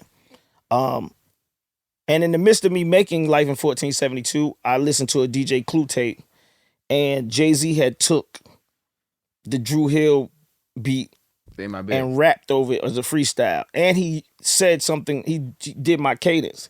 Y'all want to dance, I'm gonna make you there. He did all of this. Right? Yeah. So I'm a little kid. Well, I'm not a little kid, but I'm a kid from College Park, Georgia. And Jay-Z's like this underground rapper that he supposed to be the one, right? And I'm infatuated with rap music, so I'm like, that nigga listening to me. That nigga fuck with me. Yeah. That mean he know who I am. Mm-hmm. I'm doing a record with this nigga. And I seen him. We did a Great Day in Harlem photo shoot. And I seen him out there, and I'm like, yo, I want to do a song with you. And he's like, all right, what's up? I'm like, you come to Atlanta, let's make a song. He's like, cool. I get his information, get him a ticket to Atlanta. I go pick him up from the airport. On my way to pick him up, though, I'm listening to his album. I'm listening to Can't Knock the Hustle because I'm trying to get in Jay-Z mode. I'm trying to get rapper mode all the way. By the way, I'm in a Bentley, too. I got my Bentley. I'm going to get him in the Bentley. Here we go. Yeah. I was waiting for the Bentley. I was waiting. Yeah, is that the Arnage? No, that was a Continental T. That big boy, big dog. Yeah. So I'm going to get Hov from the airport. I'm racing down Old National, and I'm playing Can't Knock the Hustle. And I'm switching lanes and all this shit, right? I'm trying to get there fast. I'm running a little late. And then I'm hearing the song. You know what I'm saying? It's out of state, kicking up top game, deep in the South, switching 4 lanes, screaming through the sunroof, money, anything. And I'm like, I'm doing this. Yeah. Yes, you are. Yeah. This is what I'm doing. I'm moving, I'm switching lanes. I'm doing this. I'm in the car like this. Like, I'm wilding, right? And I hit rewind. I heard him say it again. I'm saying, why would this nigga say deep in the South? He not from Atlanta. And that one word, the South, made me pay attention to that whole phrase. Yeah. And I'm like, I'm gonna sample this. I'm gonna sample this part. That's gonna be our song. Cause I don't have no song. He don't coming to Atlanta. I don't have no song. You never have a song. I don't have no song. I'm just trying to wing it. He is the song. He is the song. You're the song, bro. Just Fuck that. You're the song. Come on, I'll figure it out. Just come on over that here. shit dangerous as hell, man. So my nerves be going crazy. I'm trying to, cause I know it's like the artist gonna be here in like a minute. What you got? I'm trying to find something. I gotta figure it out. So I'm doing this. I'm going to pick him up. He get in the car. He's like, what you got? I'm like, shit, I don't really got nothing, but I was listening to this, and I think we should make this the hook. He's like, what? I'm like, this part right here. Screaming through the sunroof, money, anything. That's how I feel right now. He's like, all right. Okay. And I'm not even paying no attention to him. He wrote his rap without even hearing the beat. He writing his rap as we riding to my house. In his mind. In his mind. Doing that. I'm like, what is this nigga doing?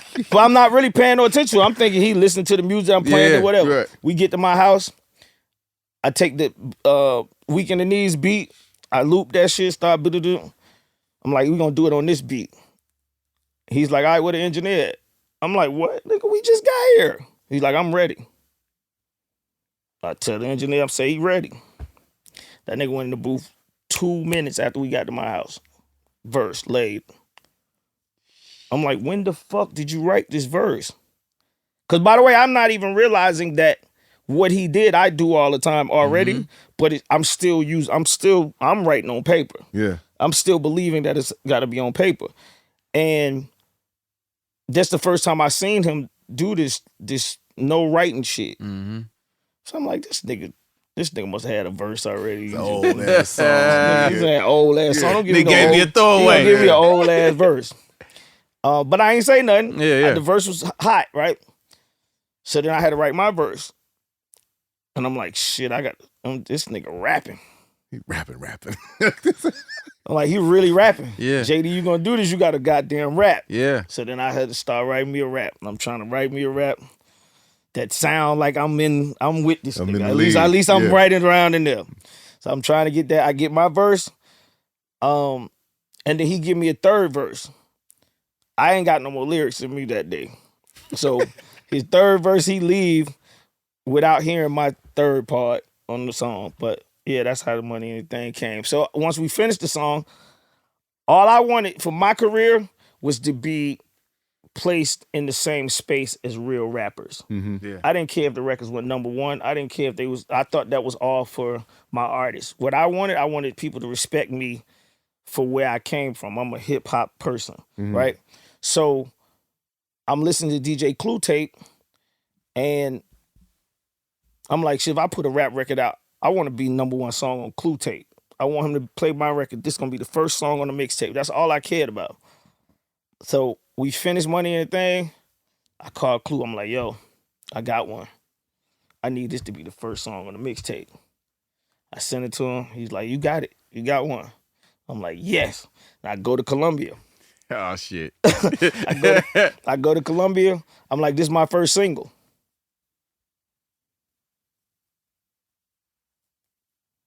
They looking. They say, why? I said, shit, why not? It's Jay-Z. Yeah. They like, who the fuck is Jay-Z? No way. He not on the 100%. radar yet. 100%. Not on that radar. Yeah, he not on their radar yet. I'm like, who the fuck is Jay-Z? I'm like, listen, he the hottest underground nigga from New York. What's going on? Jermaine, you have a song with Mariah Carey. You have songs with this person. Yeah. Why are you trying to make a song with Jay-Z? We don't even know who he is. But you got to remember, I'm in the DMV. Jay-Z is a thing for us. Yeah. So when that song drops, No, for it's sure. like, For the streets, for sure. Yeah. We're talking But about a building I that get it. Mariah Carey also keeps the lights on 100%. in. 100%. And I get it. Jermaine, you have a record with her? I get it. Yeah. I get it. Y'all supposed to be coming with It's that. 4th of July. Yeah. I give them Money and Thing. They don't have no real enthusiastic actions for me. But I'm like, cool, I don't give a fuck. I'm on the Clue tape. Yeah. This is gonna be the first song on Clue tape. We good. Yeah. That's all I cared about. And then, Money and Thing came out. And I feel like that's my biggest non-number one record, I feel like. That record didn't go number one? Nah. It went number one to me. That's what I'm saying. We love that fucking record. But by the way, it's like a classic rap song, course, right? yeah, absolutely. And I feel No, like you rapping your ass off on this. I feel like, thank you. I feel like to have that, you gotta have some kind of, I'm not considered as like the poppy rap. And they might look at me like I'm a poppy rap guy. They look at these rap songs like they real rap songs, real rap, right? I know that's real And street rap. that's all I wanted. That's all I cared about. So I'm completely good with pleased with that. Yeah. No, that record worked. Yeah. We come to DMV, that record worked. Yeah. Oh no, 100% in the DMV. Oh yeah. It definitely worked. Let's get to the brothers. Let's get to the brothers. Okay, so in the midst of this, Yeah. Candy comes and says, I got a group I want you to see. I'm like, okay, cool. They good? She's like, yeah, they good. They twins. I'm like, okay, cool. She bring the twins to my house. They get up in front of me and they sing. And I'm like, I don't really know what to do with y'all. It's just them two. Nah, it's a whole group. Oh, the whole group. Okay. Yeah. But I never did a male group before. So I don't know what to do with them niggas either. Only thing I could think about was that I said, okay, good, I'm gonna sign y'all. I signed them and we got in the studio. Now me, I don't know what to do with them, so I start doing what I did with Xscape, right? Xscape could come to my house and sing a cappella and I'll put a beat, scratch something from the turntables and put a beat under there. Jagged came to my house and the first session, I'll never forget this, the first session, we got in the biggest argument ever. And them niggas turned me into a R&B junkie based on that. That's when I became R&B guy. Mm-hmm. Like, they singing and I try to put a beat under there. And Brandon was like, man, we ain't Xscape. We ain't fucking Xscape. We want some chords. We want some we want some shit. And I was just like, damn, I don't know how to do that shit. This what I know how to do. I know how to, you know what I mean? Right. And they was just like, nah, man. And it was like, we got in an argument. Cause I'm like, nigga, this the shit that work. Right. I want to hear y'all niggas sing over this beat. Nah, that ain't R&B, nigga. That ain't what we trying to do. We were R&B group. And I was like, oh, okay. R&B group. So then I started doing my little studying and I started working with Jagged. we did the way you make me feel, the way you feel or something like. I think that's the first song. I don't remember this. Yeah, and I put me and Brat on the song. That's the first time they came out, and that song didn't work. Right. It got a little buzz, but it didn't work because I also was trying to figure out how do I market this record. Right. So I was thinking like, I got to be able to put it somewhere where I'm gonna be able to put my hands on it and do it the same way thing. Right. So I put me and Brat on the song, thinking that it was gonna go to that channel. It was lukewarm. It didn't do nothing. And then we shot a video for I Gotta Be.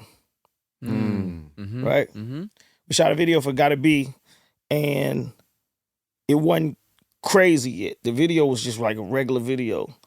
But the song went to R&B radio, and they came back and it was like, they like this song could work. But the video ain't good, right? So then we shot another video for the song. They put Destiny Child in there. They got Beyonce, and we got them because they on Columbia, so they want to barter the energy. And Gotta Be took off, and Gotta Be became Jagged first #1 record that I did. Yeesh. You wrote that one? Through this whole process, I'm learning chords. I'm going deep down in R&B. I mean, I was already, Teddy Riley's my idol, Quincy's my idol. I was there, but I'm still like so hip hop. I was like I don't like a lot of that shit. I don't like all them pretty ass chords and this, that, and the third. That was my mentality. But them niggas I had to get into it. So we making records. We making records every day. You know what I mean? We did the Gap Band remake. Cause them niggas sounded like, Charlie to me. And I just start getting into R&B, just doing manual. Come on, let's get some deeper chords. Let's go. And Jagged, they really the ones that got me like on my R&B. Yeah, really, really. Did you write Gotta Be? No, Gotta Be? No, they wrote all the songs. Jagged wrote all these songs. So for those, you were just producing. Yeah, just on the production side. Would you feel like that was a kind of a weight off your shoulders, actually having those guys being able to kind of help curate their own Not space? like a weight. It felt like it was a nervousness because I'm getting ready to shoot. I'm having success with me writing, right? So here I'm getting ready to take a chance with y'all writing that y'all ain't never wrote no hit song before, right? So I'm just like, I hope this shit going. You know what I mean? I hope they good. I hope people fuck with it because they was really adamant about writing. And then that allowed me to find like first time ever just be the producer. Just like be a producer. And that's why I said that's why I got so deep into the music. So Gotta Be came. And Gotta Be was big enough to make people really fuck with Jagged Edge. Yeah. Like it was a big enough record to really fuck with them. It was #1 record, R&B record. And they start, people like Jagged Edge. So then we was like, it's time for another album. You know what I mean? And that second album is, I think somewhere in that process is where I met Brian Cox. That's the Heartbreak album. Yeah. Okay. Yeah. I was there for that. So somewhere in that process is when I first met Brian, because they was working with Brian at Noontime. Yeah. So did Brian work on the first album, or he didn't work on it? No. Yeah. Okay. He was coming to the studio, and I guess you had put it in his ear, you know how to work these turntables. Where? At your studio. Who? Brian? Brian. No, he never been there. He never came. No, Brian came to your studio. Nah, he never came. I came with Brian to your studio. No, I'm talking about my house. That's what I'm saying. Oh, your house. Yeah, I don't have Southside yet. We don't have Southside yet before this. I'm saying this period where... For the second album. Yeah, the second album is when I got to Southside. Right. I'm talking about prior to that. He was coming to my house in College Park. Got you. And Jagged was trying to get him to come out there. And I don't know what happened with me and Manuel, but I think Manuel had went back to Illinois or something, and I felt like I needed somebody. I needed the writer. I ain't had nobody. Manuel wouldn't. I don't know what happened with Manuel, but I felt like I needed somebody else to write to help me. And Jagged, they was like, yo, like I said, they the ones responsible for the R&B shit in me. They was like, you got this guy, you need to fuck with him. Little dude at noontime, Got you need you. to fuck with him. So they start playing me songs that they was doing with him. I'm like, all right, cool. And I think Brian came to my studio, and the first record we made, the very first record we ever made was Keys to the Range. At the house. Yeah, at the house. Got you. Yeah. Got you. So I was late then. Yeah. Y'all Yeah. was already vibing. So we did J.E. Heartbreak at my mother's house. Yeah. Got you. Yeah. And that album, that was really a wake up call to the industry about Jagged Edge, though. Absolutely. Yeah. Everybody Absolutely. was paying attention. Yeah. Once that second album came out, it was like, oh, they legit. No, they were them. Yeah, these They were guys them. Yeah. Yeah. is a legit thing. I mean, right it still was tough though. That like Keys to the Range didn't really do what we wanted it to do. Mm-hmm. So this is also me. I'm nervous because me and Manuel did Gotta Be. So they first number one record was me and Manuel. Okay. Mm-hmm. Me and B Cox never did a record with them like that, right? So we in there working. I'm just nervous. So I'm like, but they had success with the ballad. People fucking with them on the ballads. We got to make another ballad. The day before that, I had just gotten an argument with my girlfriend about me working in the studio all late at night, and she sending me messages like, "I hope the studio keep you warm at night, nigga. Da da da da.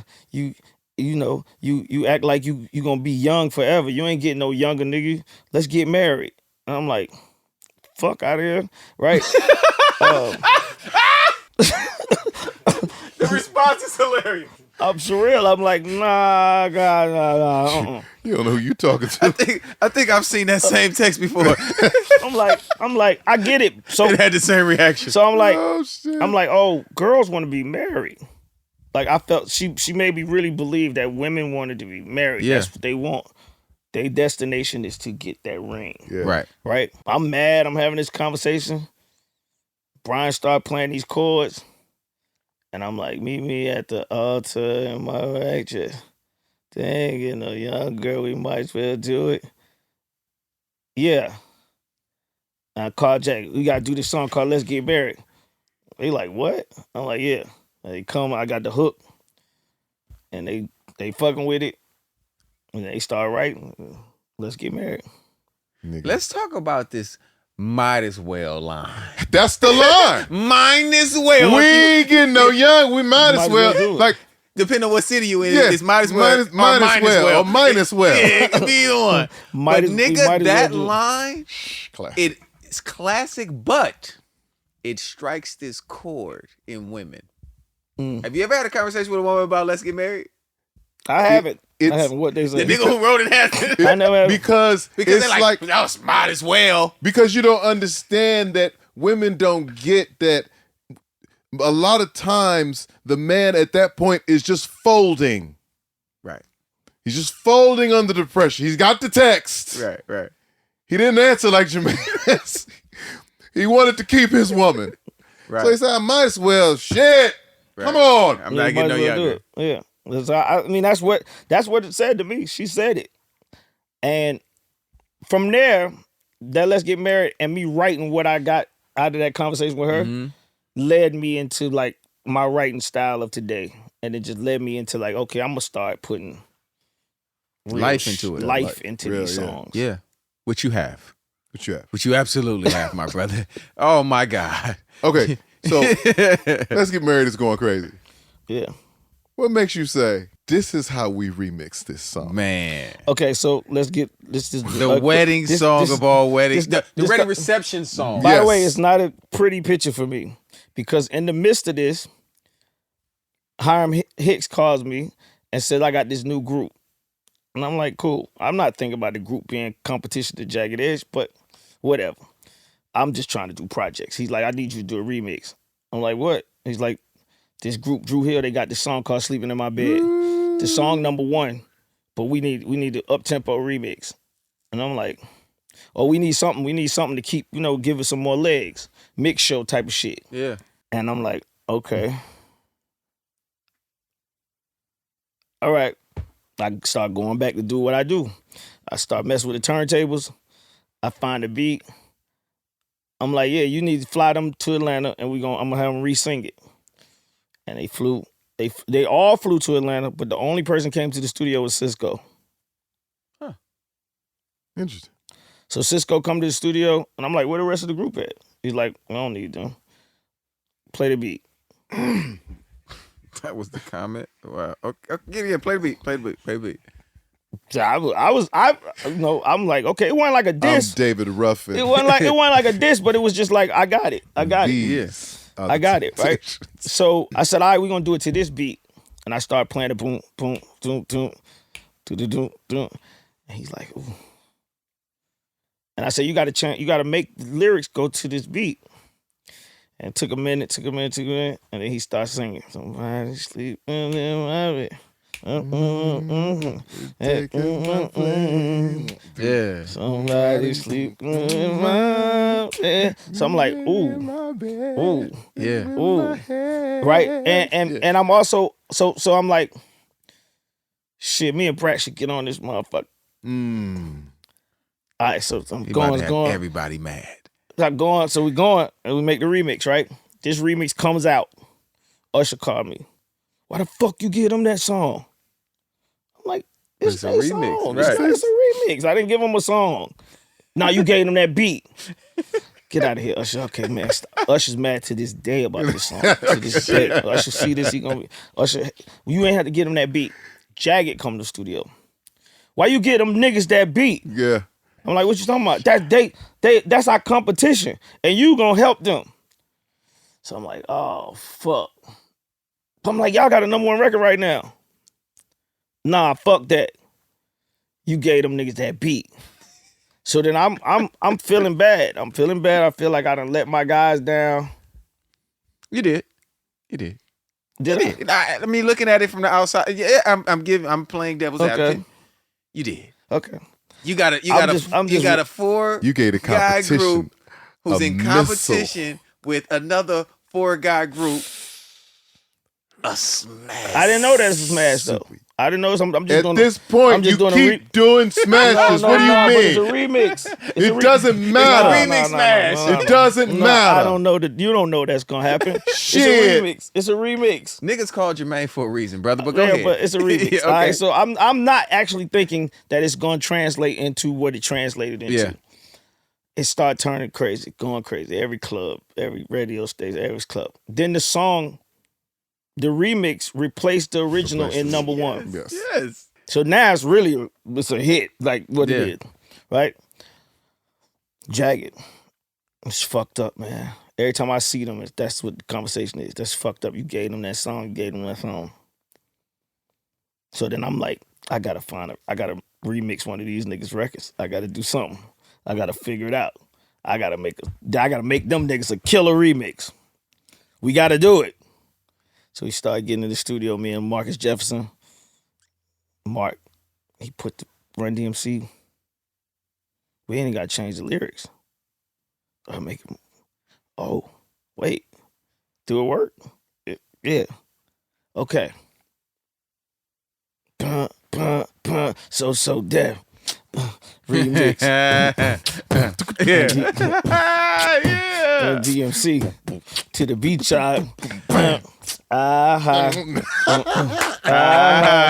saying because like Yeah, got that's it. why you saying yeah, that's that, why I though. said it. I'm saying it because I'm like, oh, I got it. These niggas got it.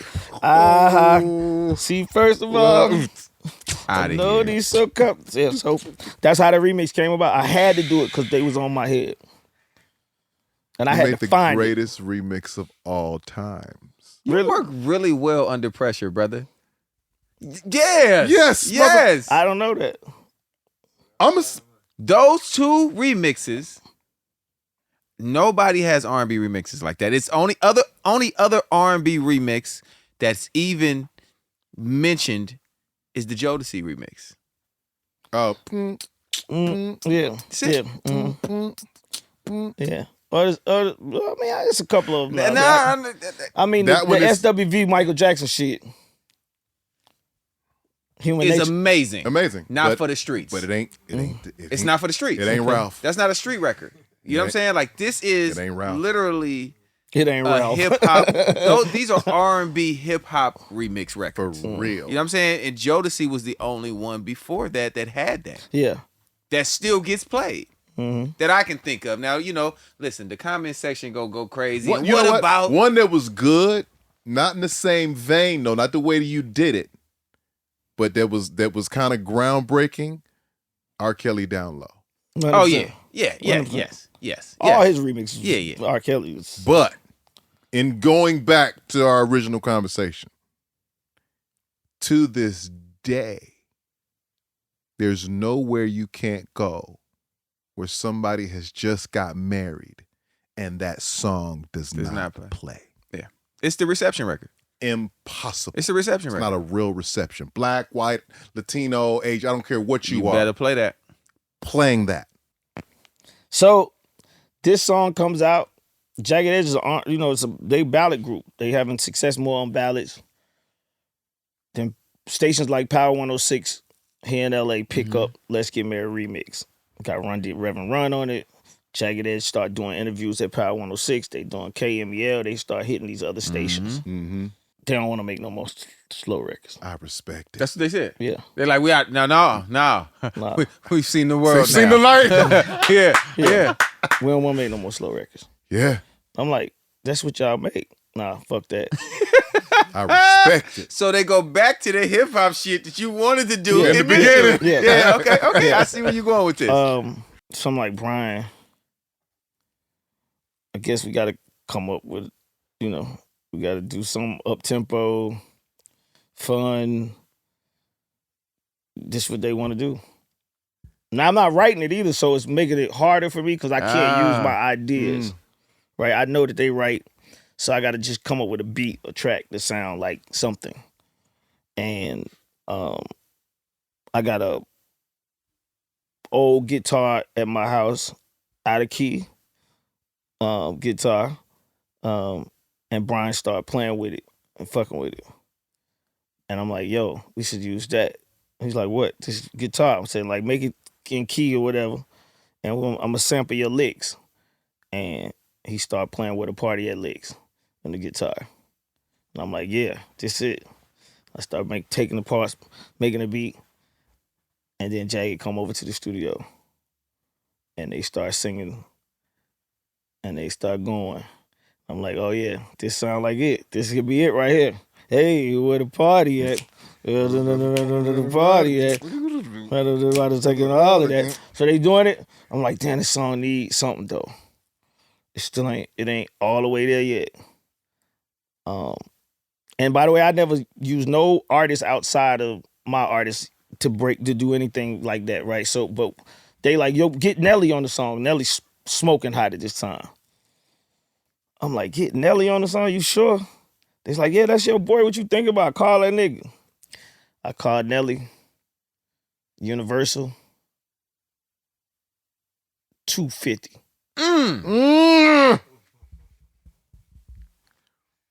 In a duffel bag. I said, what? I said, what? Ain't no trades, nothing that came. No bartering? $250. I never had paid that type of money for $250,000 for a feature. Yeah. Nelly's on top of the world. They said $250. He a diamond nigga. I said, damn. Now I got to call Columbia because I'm like, listen, hey, listen. But Columbia's they stoked because they Jagged the remix Let's Get Married is peak doing some shit. Yeah. They see light with Jagged. Mm-hmm. They like, you, what you got? I'm like, I got a song. I just got to put Nelly on it. And I feel like we can follow up Let's Get Married with this song. We put Nelly on the record. It's a go. He's like, all right, well, what you want to do? I said, we got to give $250. They said, $250 what? I said, we got to send him $250,000. He going to go in the studio. Donniano's like, okay, let's do it. Let's go ahead. I feel like this gonna do it for him. I say, yeah. So you get the verse from Nelly. I think the song is a hit. Mm-hmm. I go to New York, play the song for Donniano. And he listened to the song. He's like, it's cool. It ain't there yet. I'm like, what? We got Nelly. We got all these different parts. It's going. Yeah. He's like, something, it just ain't there yet. Something ain't, it's still missing something. So I come back home. I call the guys to the studio. I'm like, yo, he said the song missing something. Oh man, fuck him. He don't know what the fuck he talking about. You know what I mean? So it's like all that. I'm like, man, we gotta listen to him. He said it's missing something. We gotta figure out what is missing. And then Wingo's like, so we start having a conversation about party things that happen at a party. Mm-hmm. What is a thing that call and repeat that happens at a party that happens all the time at a party? Right side, you put your hands up. Left side, you put your hands up. Do my ladies run this motherfucker? So we start just bringing all the ideas of like what happens at a party. We put that on the song. So this is not on the initial? No, this ain't on the initial. Okay. We put that part, we figure that part out, put that on the song. I go back to New York the next week. I play it for Donnie. He's like, that's it. And I'm like, are you fucking serious? Like, this is 8 bars of just us. Call and Do response. my east side run this mother? He's like, that's it. You got it. Call and Y'all response. figured it out. That's it. And where the party at? Gone. They was gone by then. Gone. The art It's of off the making base. records. But it's also right. It's also the respect of like listening to a guy say you're close. Yeah. And taking all of your producer ego and writer ego, the success that you've already had up to that point, taking that out of the picture and say, hey man, there's got to be another level we can get to. Yeah. This guy says there's another level we can get to. Let's fucking find it. Yeah, I mean, I'm determined to find it. I hate when people tell me though it's not that, but I trust that they saying it for a reason, right? Right. Fast forward 2000. I think I think the last album at my house, my mother's house, was J.E. Heartbreak. Fast forward 2000, I built my studio, Southside. The first record we make at Southside is we start on Usher's second album, third album, basically.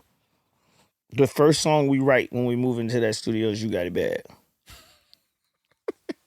So you're just gonna pay for the studio as soon as you get in the motherfucker. Oh man. I gotta pay for this shit. We need a song. So Brian, I heard him say this when he was here. He wanted to work with Usher so bad. He didn't know he was gonna get an opportunity to work with Usher.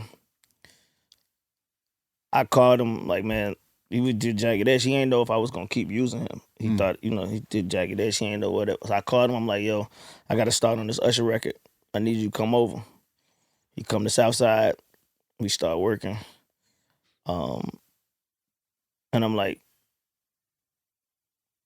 we got to do an extension of Nice and Slow. I'm saying like Nice and Slow was like a ballad. People love it. Brian was in love with Nice and Slow. I was like, I want this next song to sound like it's right there, but it's something else, right? It sounded like something else. So he started writing You Got It Bad, and we making the music. I don't have no lyrics yet. And then Usher come to the studio, and Usher got a girl. Matter of fact, we had another. I think we was working on another song. Matter of fact, that's how we got to it. We was working on another song, and he was in the studio. So the girl called him on the phone. He hang up. They going at it. I'm like, what's wrong, man? Can we get this fucking song? I'm watching him. I'm like, can we get the song done? He like, shit. I'll be back, right? In the middle of the session. So the girl got him fucked up, right? And all I could sit there and think about was this nigga got it bad. Like, you got it bad. You got it bad. And I just start putting every pieces that I saw him do, I start writing them. And I start thinking like, and I called him when he left. I said, come back, I got it. He came back, I had the song. Look at this. Hang up and you call right back. I hate this nigga. This nigga's so the simplicity good. of it. This nigga's so good. But the other part that I've noticed, your humility in all of it is what makes it, in my opinion, just from the outside looking in, is what makes it work. Because you're never above the song. You're never above the situation. In all of these hit records, you keep saying, nigga, I was under pressure. Or, nigga, I didn't know. Or, Yeah, you know what I'm saying? Like, it's not, you know, because you understand, we've been in music forever. We've done it 150 interviews. You see when certain niggas is like, the humility may not be there. Yeah. Right? And that's cool. That's fine. However that works for you. But what I've found in talking to you is that you get out of the way of all the bullshit and just fucking write a great song. Just write the record. And just write the record. Even if you gotta tweak it. Even if you got, you know what I mean? Like all of these things that sometimes as we become successful, people do less and less. Self-auditing. Oh, nigga, this what you mean? Nigga, this me. What you mean, nigga? Go buy somebody else's record then. Yeah. You're saying, no. I'm gonna figure this the fuck out. I'm gonna figure it out. Yeah, because none of that work for me. Only thing work for me is your reaction. If I play a song, you don't react, I know it ain't no hit. That's it. I'm not even gonna argue with it. I might think it's a hit. I'm still not gonna argue with it because I'm saying that reaction is that's all I got. That's all I know. And I'll keep going till I find that reaction. Till you give me that reaction, I'm not gonna stop on every project. That's what I have to get. I have to have that reaction. The same reaction that I got on every record. It got to be the same thing. Somebody got to come from the back. Somebody got to jump up. Somebody got to do something. If they don't do that, that song's not coming out. That ain't the song. Nope, that ain't it. I don't care how niggas jumping around in the studio and all that. That ain't. I got to see somebody. Somebody else got to show me the natural reaction. Yeah, they got to show me a natural reaction before I actually believe it's a go. Well, you've had still to this day. Yeah, 100%. Still to this day. So where y'all want to go next? No, bro. Listen. I'm getting ready to tell y'all, because I know LA was here and I saw LA. But I was going to say that what you said about me, you both of y'all saying about me not like really caring about what people, you know what I mean? I always get knocked down. So it's not like, JD, we believe you. Mm-hmm. It's almost like my success, they use my success against me to be like, I bet you can't do that shit again. You think you got another one of them? You think you got another one of them in there? Yeah. Right? So I'm always mentally, I'm going into the studio already thinking like, these niggas don't believe we can do it again. We got to do it. We got to find it. We got to do it. That's all that mattered to me. I'm not thinking about nothing else. None of that shit matter. Even if the song go number one, cool. It went number one. They want to know if we could do it again, right? So You Got It Bad came out, 8701, popping, whatever. And then it's time to make Usher new album, right? Which is Confessions. And me and Usher go to LA's house. And we pull up to LA house. And we made a song. And we go in there, we play the song for him. And he's like, nah, this ain't it. And he's like, Usher, you're not interesting enough. Like, people, they don't care about you till your album come out. And then when your album come out, that's when people care about you. Then when the songs go away, you go away. Y'all need to write something that's interesting, that make people want to think about you. Then he was like, you need to get a girlfriend or something. He's saying all kind of wild shit. I'm just sitting there listening like, damn, the man just told this nigga he not interesting. He just sold like 5 million records. Cool. But I also understand what he's saying. Mm-hmm. I also understand like, yo, you make a record, the promotion got you popping. Mm-hmm. But that in between it's that in between shit. Yeah. People don't know who Usher is. People don't connect with you as like doing some regular shit. And this, rappers is coming out. Right. Rappers doing their reality. thing. Yeah, it's more reality type of thing. And we go back to the studio. We both like fucked up. I'm like, this man just told this man to his face, you're not interesting enough. And when I heard him say it, my mind started trying to figure out what can I write to make this nigga interesting? What can I do to make him interesting? How do we make this nigga interesting through music? Mm-hmm. So I'm more like, yo, you should start dating the hot girl or find, do some shit that's like more internet driven. I'm not thinking about the music. There's no way in hell, right? So we start trying to work on the records.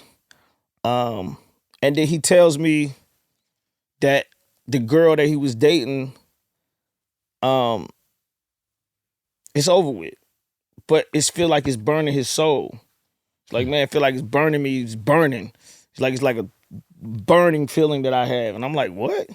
I'm thinking like, nigga, burning. Like, you know what I'm saying? Like, You going STD with it. I got a doctor that you know, I'm like, on what? the low that'll come through, Yeah. bring your penicillin in wherever you need. Like, So he's saying this, that's the first thing coming to my mind. I'm like, burning. He's like, yeah, man, make something that got that burning in there. Say something about me burning or something like this. And I'm thinking like, I don't even know where this nigga at with this shit. Yeah. I don't know where we at with this. you sure you want to burn? I ain't never felt the burning feeling, right? I can't get into that space. He like, I gotta go. So he runs out the studio. He left me with the burn idea. And I'm saying like, I'm trying to flip the word to mean many things. I'm writing sentences to make it sound like it's cool. I'm like, burn. I don't know how this one's gonna work. And then it just hit me. I was like, let it burn. Let it burn. You feel it in your body, you find somebody who, oh no, that's You Got It Bad. Yeah, well, whatever the lyrics are from Burn, I'm confused right now. But I just started. Her name, your name. Yeah. Understand. Yeah. It's always ain't coming back. Another rap record. Ooh. Rap record. Yeah. Super rap record. 100%. Every time then sit stand and fight, nobody told you gotta do, let it go. Somebody. It ain't jumping like you used to. It ain't jumping like you used to. Are you kidding me? All rap. Like, right? So I get it. Shit. I'm like, yeah. I got it. He come back to the studio, he listen. He like, yeah. That's exactly what I was talking about. And I'm like, okay, cool. We on the rail to this new album. Yeah. Then the next day he come, he say, man, I don't think we should work in Atlanta. And I'm superstitious about leaving Atlanta. Right. Mm-hmm. Right? And I just got my studio. Yeah. Just the new got studio. shit. We just got the new studio. That I gotta pay for. What is you doing? You want to go somewhere else. He's like, yeah, man, we should go to LA, man. Y'all should come out to LA and we should do it. I'm like, nah, dog. I'm like, we just got Let It Burn. Let's go. Nah, I'm too distracted in Atlanta. I'm like, all right, cool. I come out here. Me and Brian comes here. Usher, we meet him at Brandon's Way. And we don't really know what we doing. Mm-hmm. Right? We just in there. Usher, once again, he come in, he say whatever he say. He got ideas, whatever. He leave. I'm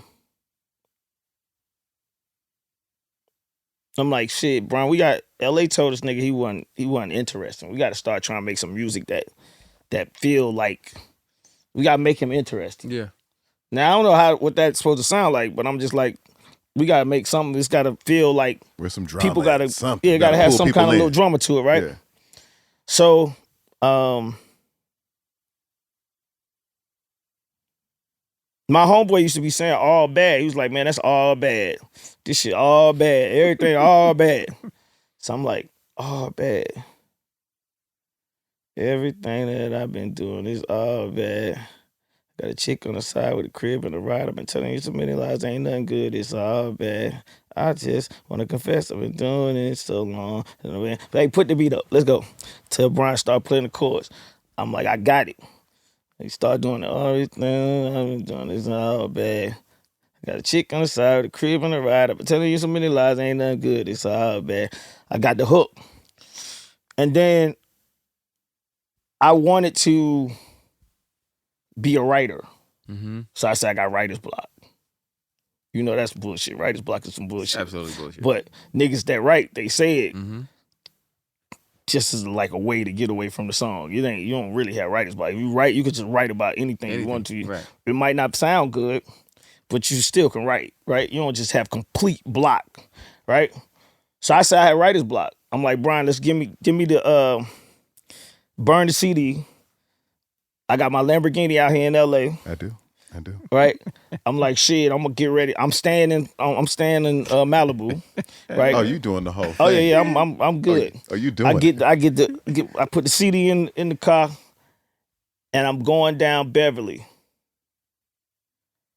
And I'm thinking about Kaiser Soze.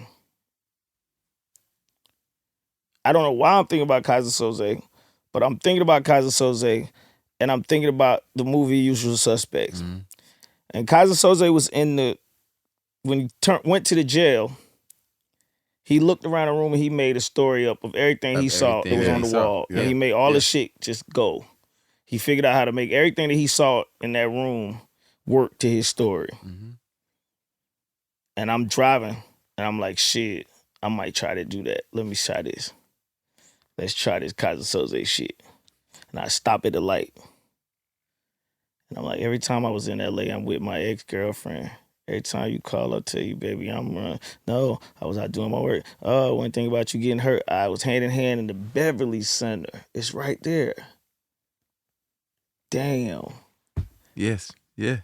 Yeah. Ah. If I wouldn't have been here, none of them words would have been in that song. I would have never been in LA. I was here in LA. I'm writing the song as I'm seeing what's going on. You know what I mean? And this verse goes to All Bad. This verse goes to the All Bad song. It's not even Confessions yet. This is, you know what I mean? So I'm writing this to everything that I've been doing. This All Bad. This is the first verse of All Bad. I told them niggas I had writer's block, but by the time I passed the Beverly Center, I had the whole verse done. I was ready to go back to the studio. They had left. So I'm like, God damn. Now I gotta wait till tomorrow to try to cut this shit. But I'm singing this shit all the way down PCH. I'm writing the whole song all the way down PCH. I'm flying, but I'm listening, and I'm saying, I got it. This shit right here. So to come back, I tell Usher, he hear it. Yeah, we fucking with it. Cool. All right.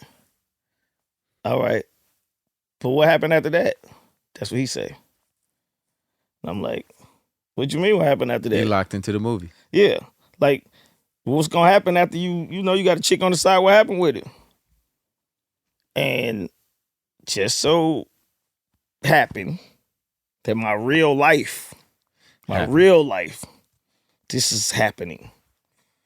You know, I got a girl pregnant, and I had to tell my girlfriend that I had a girl at the time. I had to tell my girlfriend at the time that I got a girl pregnant that I barely even knew, right? And I called my homeboy, and I'm like, yo, how do I tell my girl this? And he's like, you got to call her and tell her. And I'm like, shit, nah, I'm going to just leave it on the answer machine. I'm going to call her.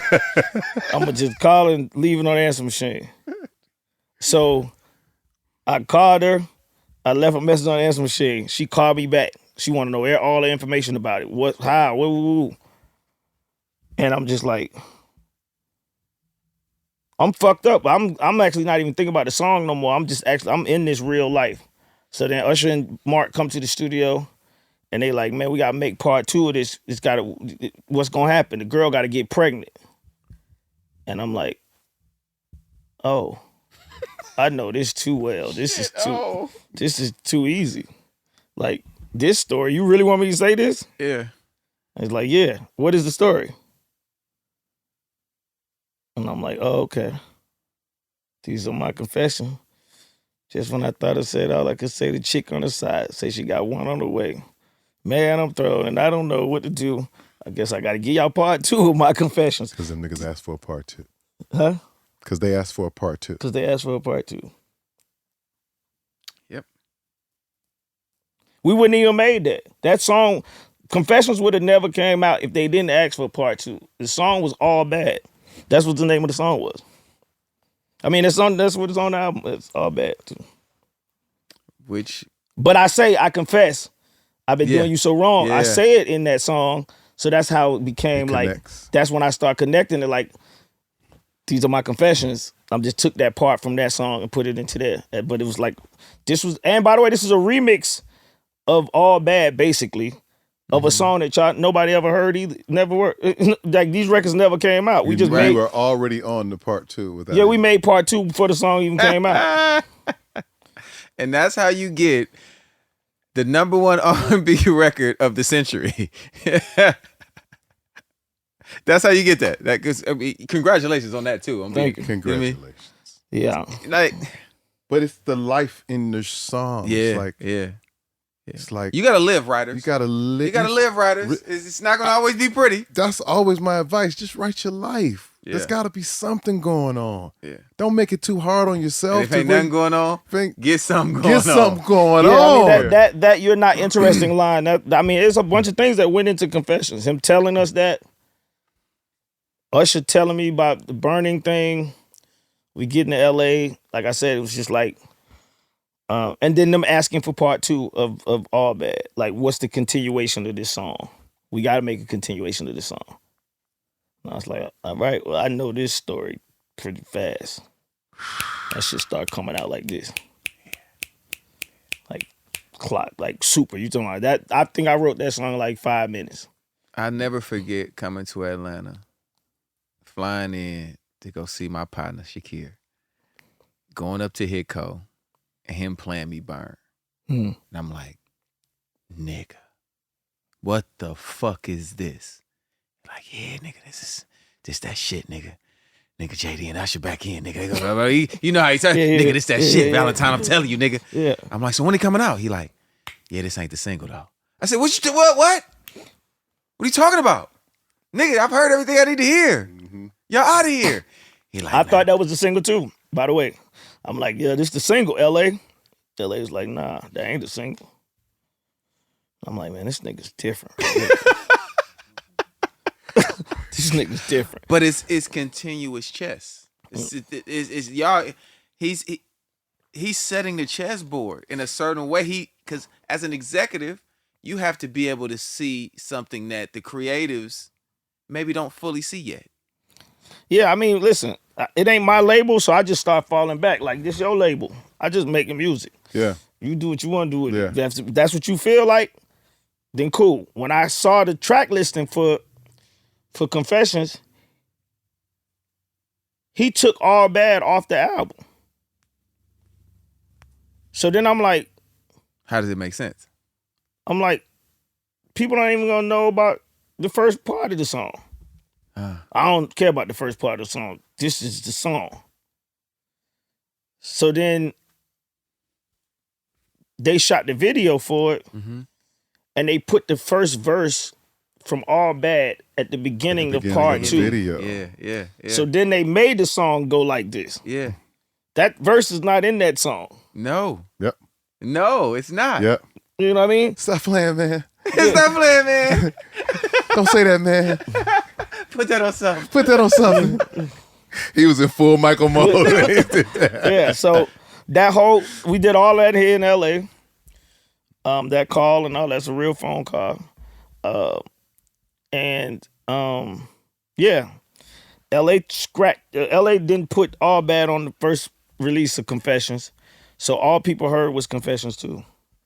And I thought that was crazy because I'm like, we sang in the song, I'm gonna give you part 2. We have part 1, Yeah. but it didn't make. Is it accidental? Is it accidental genius that you end up having to circle back to it, and that is now new interest? Yeah. In a re-release or even in the video for that matter. Yeah, that's crazy to think of it like that. Yeah. You know what I'm saying? Hey, It worked. It fucking worked. It worked. Like the Star Wars thing. Like it's Star Wars. Like the way they wrote Star Wars backwards. Right. So it's like the same type of mentality. And that, the first was that on you don't have to call? What? The first single from that one?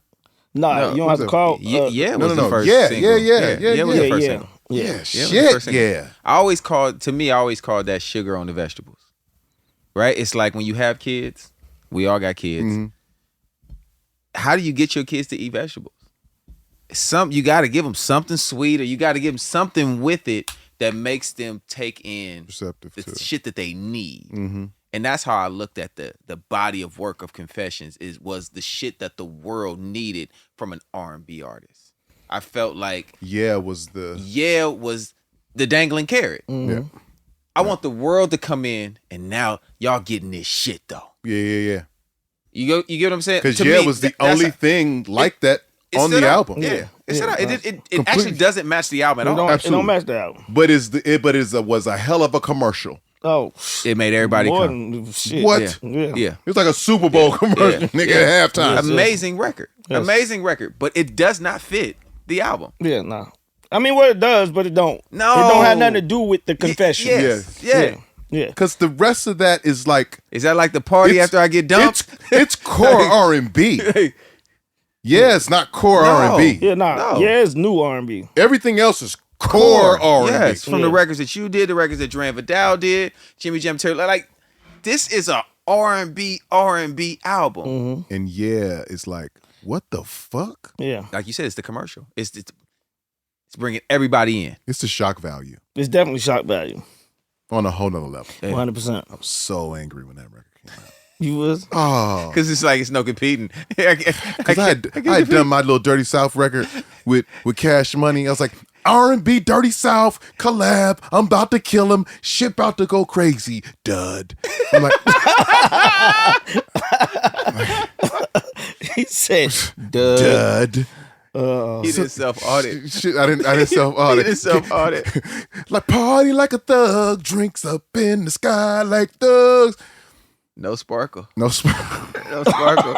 No sparkle. Nobody Oh, knows. my ain't God. nobody run from the other room. That's the problem. That's the problem. Hey, Fresh told me I was sweet though. Dog. Fresh was like, you having fun, dog. Do that shit, nigga. You killing that shit.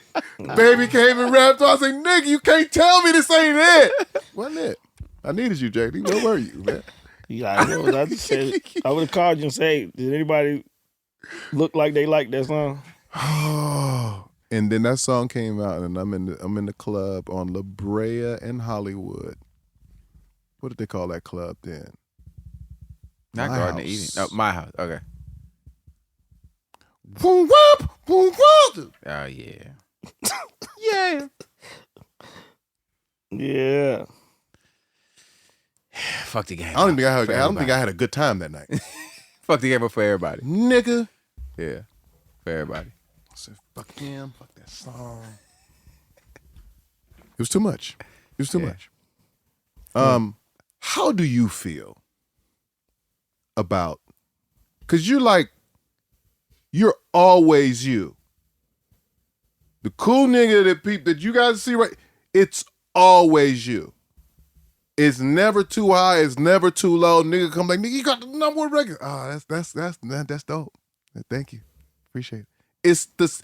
How do you feel about being? First of all, you're one of two in the Hall of Fame, but what you've accomplished in music, you are one of one. How do you feel about that? Do you feel like you can bang on your chest at times and appreciate yourself? No. Because the people that I idolize, they did more with less. Explain that. Motown. You know what I mean? Barry took $800 from a bank and made Motown. $800. Right. I mean, that's equivalent to. Still ain't a lot. It's still 800. Still ain't a lot. It took $800. Yeah. This was To not make 1,000. Motown. Right. $800. Borrowed money. Borrowed money. Put all of these writers and people inside this house. Had his mother cooking the food. And made everybody sit in there. And he made Motown records. Right. With things that were just connected to his block too, though. Yeah. Yeah. I don't disagree with that. I'm not even gonna argue with it. I'm not even gonna say but. I just want to say you wrote and produced and then performed. Berry Gordy did what Berry Gordy did. You, my friend, were Smokey Robinson. you were also whatever band he called in to do the instrumentation. Howlin' Doja Howlin'. Howlin' Doja Howlin'. And then you were also Berry Gordy. Again, I respect your answer. But only you. Not just rap and R&B. And R&B. And pop. And pop. You've done, bro, like the things that you've done in this business, once again, you've been the first to us. Yeah. You know, listen, I'm with all the shit. I'm with all the arguments. All of Niggas it. can argue all they want Yep. to. You can't argue with me about Jermaine Dupri. Yep. That's why we want you on this show so bad, bro, because you are that important to us. And it bothers me that you don't get as much credit as you deserve. I don't care if you care about it or not. I'm talking about me caring about it as somebody who loved this shit that we all do. Yeah. That we give our lives to. Yeah, I mean, I have come to the realization of why that is, though. When you don't have a two, then the people don't have no conversation about it. Right? So it's not, like he just said, it's not another Jermaine Dupri in the music industry. Not today. And it wasn't, before. So then when people like try to, like everybody always tried to pit me against Puff. That's the person that they thought was the closest to me. Right? I've been telling niggas the whole time, me and Puff is not alike. Not the same. Right? He don't write songs. I write songs. He don't do half of he don't make the beats. He don't do half of the shit that I do. Yeah. He's a great producer in the mentality of how he hear music. But that's the only person that people have ever pitted against me, right? They ain't never put Rodney Jerkins against me. They ain't never put none of these other guys. Puff is the guy that they said, JD trying to be like Puff. You know what I mean? They try to put us against each other. And I just started realizing, like, if you only got one person and there ain't no other person that they can compare it to, then they're not even gonna have the conversation. They're just gonna they're gonna just like not even talk about you. Yeah. You know what I mean? Like I seen when y'all did with LA, he had him and Face and Jimmy and Terry, right? It's 1 and 2. Like, you could go here, you go there. You either go here, go there. When you come see me, whatever you get after that ain't gonna be like what you get from me. It just ain't. It ain't gonna be like that. And I think that's why people have it's not a lot of that going on in the world where you only have one. And that's just what it is. And I realized this when I went into the Hall of Fame. The Hall of Fame is a writers for the last 40 years or even longer, maybe 50 years of writing. And I'm looking at all these writers and I'm like, you know what? I'm different. And that's the first time it dawned on me that I was different because Babyface don't got no #1 rap song. Jimmy Jam and Terry Lewis don't have no #1 rap song.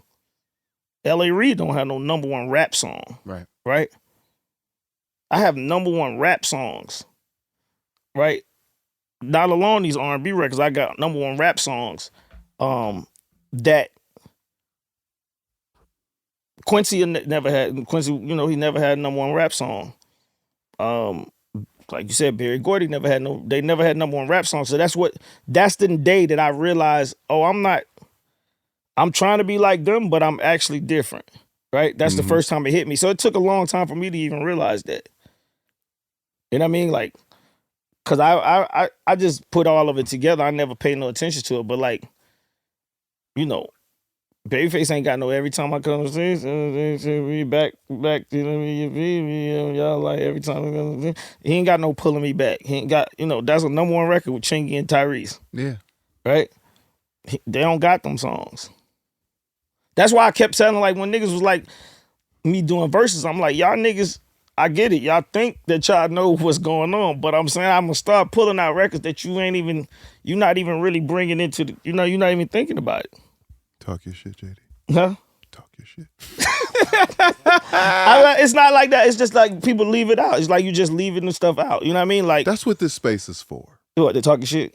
This space is to let motherfuckers know. Yeah. In case you didn't know. Y'all must have forgot. Y'all now must- y'all know what it is. Yes. Yeah. Now y'all know what it is. Yeah, nah, for real. It's like it's not a bunch of people that first 100% writers, Talk the talk. right? And then writing the whole concept of song, then producing the song, that's just not happening. It's not happening. So back to my one of one. I'll take that. conversation. I'll take it. Hey, listen, here, R&B Money, we ride for Jermaine Dupri. That just is what it is, Thank bro. you. I appreciate And always have, even before we had this platform. No, for sure. You know how many conversations we be in? Yeah, for sure. You know that. Damn right. These studios, niggas start talking about this. Hey, man, Jermaine Dupri, dog. By the way, You Got It Bad, I told this story before, but You Got It Bad was like a battle between me and Rodney Jerkins. Because I don't know, Rodney and Michael was in the studio doing You Rock My World. Usher and Brown, we was doing You Got It Bad. And Michael called to the studio or something like that. They called to the studio and they was like, what y'all over there doing? Michael called to the studio and asked what y'all What y'all doing. doing? What y'all doing? Yeah. Jermaine Him and Rodney Jerkins, they was on the phone.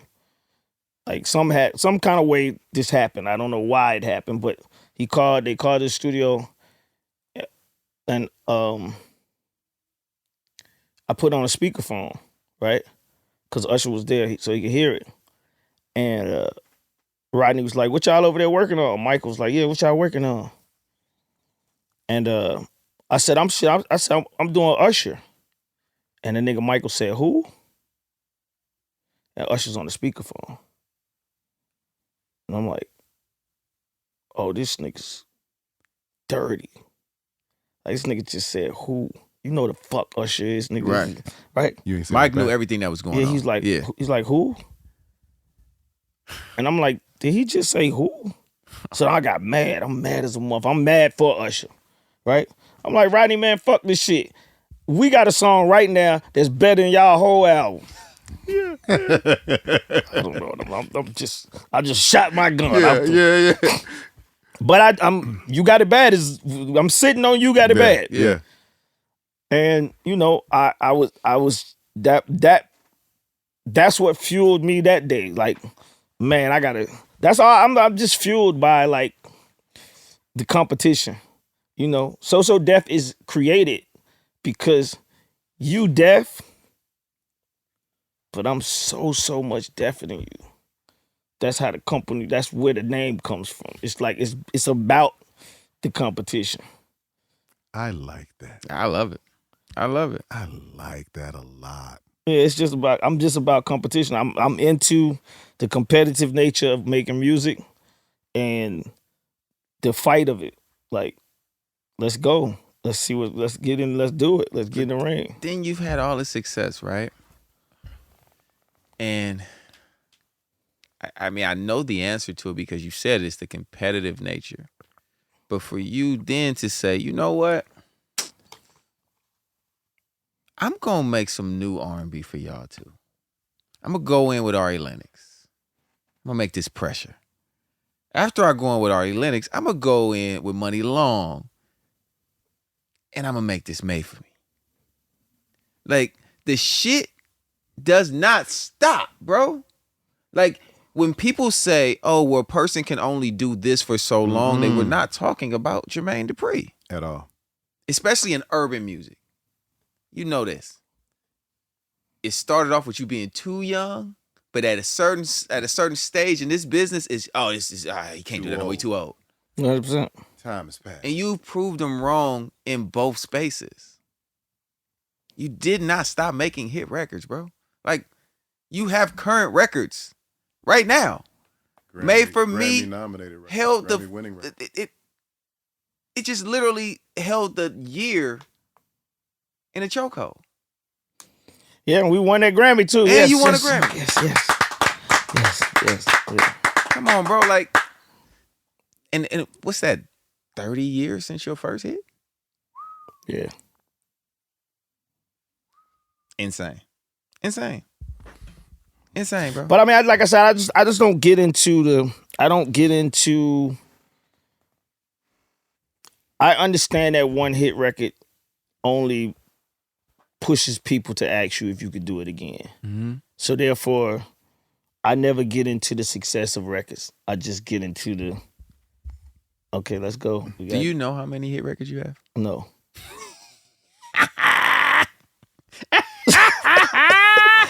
No.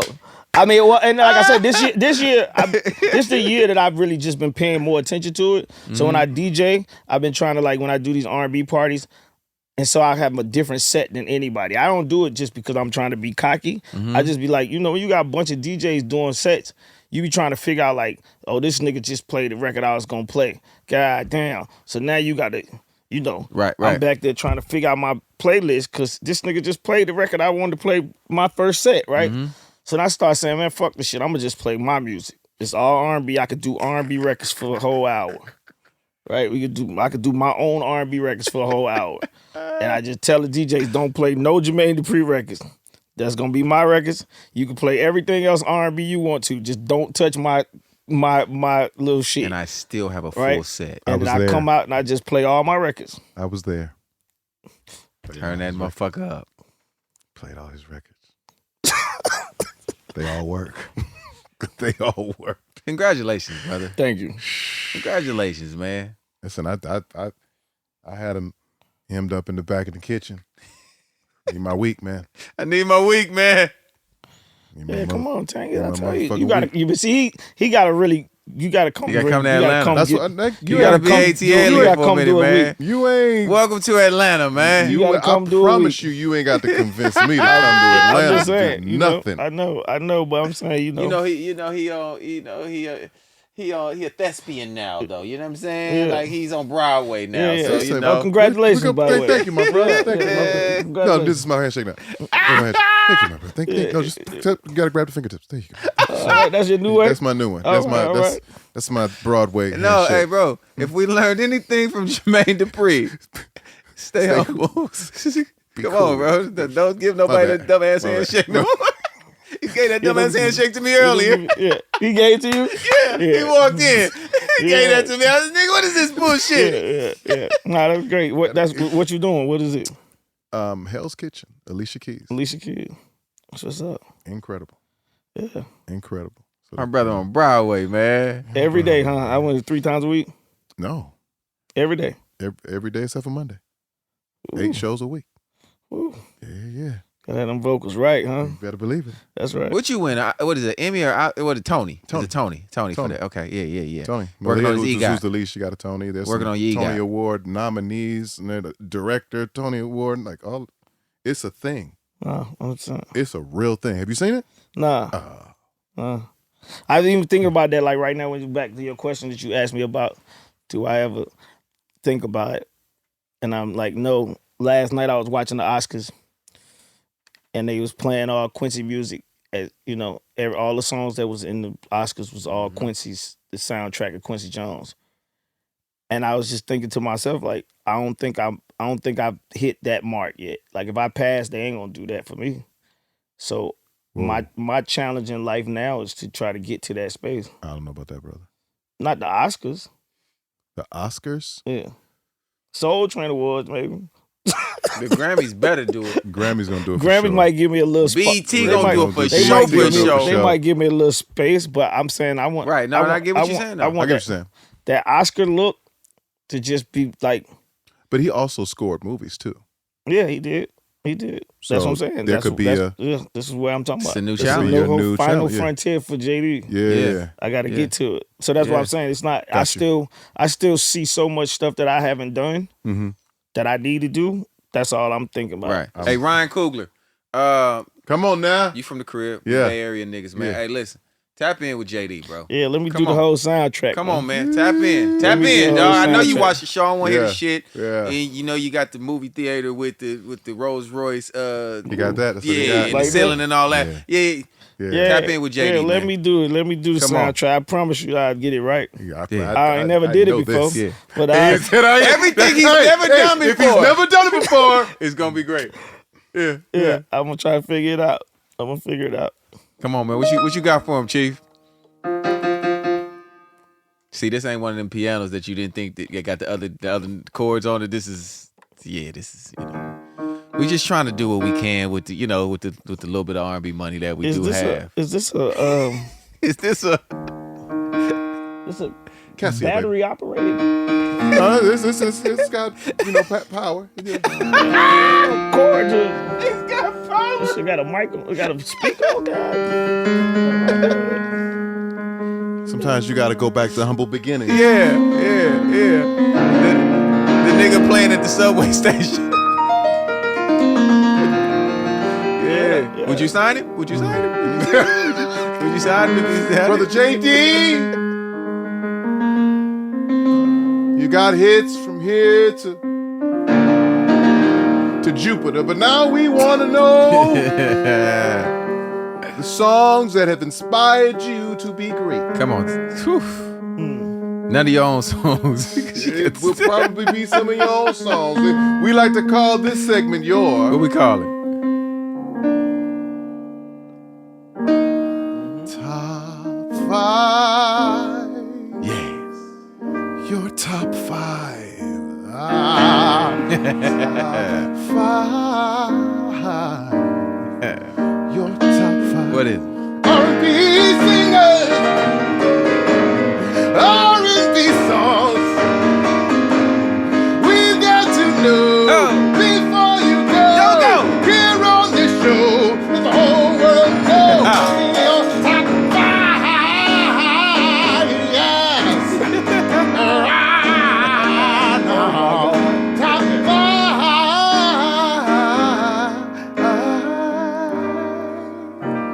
Your top 5.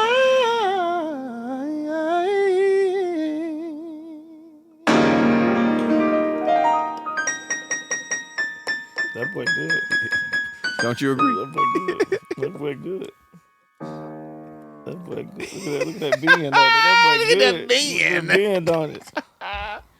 So my top 5 JD, your top 5 R&B singers. singers. Singers. Come on. Michael, Luther, Stevie, Yeah. Yes, sir. R. Kelly, and Usher. Ooh. Yep. That'll cover everything. that will Got about cover. Yeah, that'll cover. Gotta cover the spectrum of Okay. We okay. got through that pretty nice. Okay, there go the singers.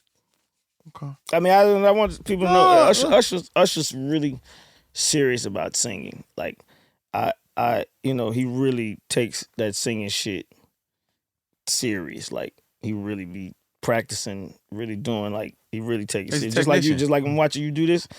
For y'all to see him do that and make a song like that off top, that means he can write. He writes about anything. You'll never have writer's block. Never. Because you have no fear of just saying whatever's right on you at that time. Absolutely. Right? And that's a genius in writing. Yeah. Yeah. Your top 5 R&B songs. I'm gonna go with this one first because I've been thinking about it, been talking about it. This lady in my life, the Rolling Stones said this was the worst song. Come on. Speak on it. Speak on it. I don't know what you niggas is talking about, first of all, but just the ad libs on that record is so R&B. The nigga Mike say, "Stay right here with me. Stay right here with me. Don't you go nowhere." Yeah. That's some pimping. Yeah. Stay right here with me. Yeah. Forever. All over and over. That song is like, it's the most R&B shit ever. I don't even understand how you can say that, but that's one of my favorite songs. They was on some clickbait shit. Period. Man. That's all I could think of. They was just on clickbait. No, somebody there believed that dumb shit. And they should be reprimanded. And whoever proofread it, they should be reprimanded. Them too. Whoever printed it. Yeah. We can find out the name. Oh yeah, now they had their name in my comments. They definitely told me. Then another Michael song is Human Nature. Yeah. These is crazy songs. Michael got 2 of them in the top? Okay. Oh yeah, I like 1%. it. I like it. My style of R&B, so I gotta go with like Make It Last Forever. Yeah. This is my It makes perfect sense. It makes perfect sense. Absolutely. This is the type of R&B records I like. Yep. Top 5. It's a hard one, but Let's Wait a While. Yeah. Crazy song. Crazy song. No denying it. Like crazy song. Jam and Lewis is Musicianship. they somewhere else for that. Yeah. Ignition. The remix? Usually I don't do this, Fresh but out the kitchen. Nah, I ain't trying to be rude. listen, it don't get better than that. It don't get no better than that. Yeah. Oh my God. That's a motherfucking song right there. Yeah. Usually I don't do this, but Beep beep. Beep, beep. all right. Well, nah, it's crazy. Toot toot. Running her hands through my Beep bro. beep. Yeah. I've never written a song. I got this one thing I was gonna talk to you about that I wanted to come here and talk to you. How do we get R&B on one accord? And why do you think it's separated? There's a certain group of guys, and there's another sort of guys that don't actually coincide with each other. And I don't, for the life of me, rap is not like that, right? If a rapper's over here, this rapper's trying to get on the same space as this person. Mm-hmm. But R&B, we got these 5 artists on this side that don't really swing in the space of the artist that's on this side. And I feel like that's what dampers R&B from being successful. Of course, absolutely. And I'm saying it more like with your challenge. The challenge is where I believe I'm really seeing it, because I'm like, okay, so I see the people that's doing it, but which one of these guys that's on this left side gonna take this challenge? You were thinking the same thing I was thinking. I was like, I even added some people. Like, yeah, so that's what I'm saying. Why what do you think is what's the reason that it don't happen? I think that R&B guys, most R&B guys, aren't from a competitive space. Rap guys are from a competitive space. Rap is, let's get in this cypher and let's go at it. On the street. Most of these guys, most of R&B guys, especially from where we're from, were just either one plucked out of this place, one plucked out of this church. You know what I'm saying? Or maybe this doo-wop group or whatever. But in our arena, there is no specific space where we actually build a camaraderie competing against each other. And so that's what makes it hard for us to come together and collaborate, right?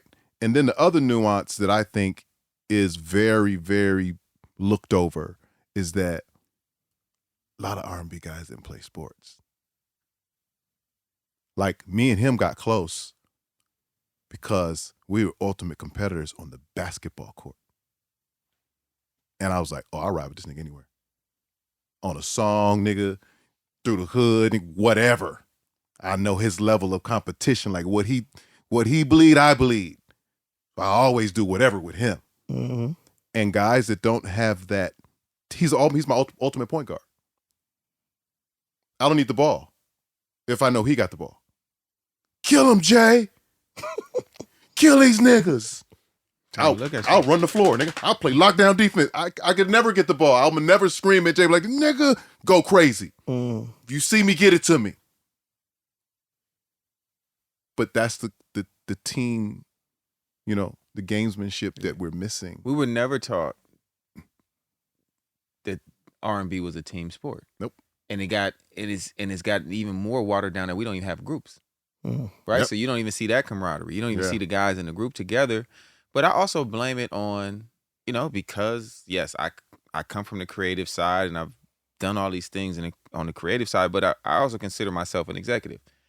It's also the executive's fault because they've kept artists away from each other. Mm-hmm. I don't get on that song. It's always a manager.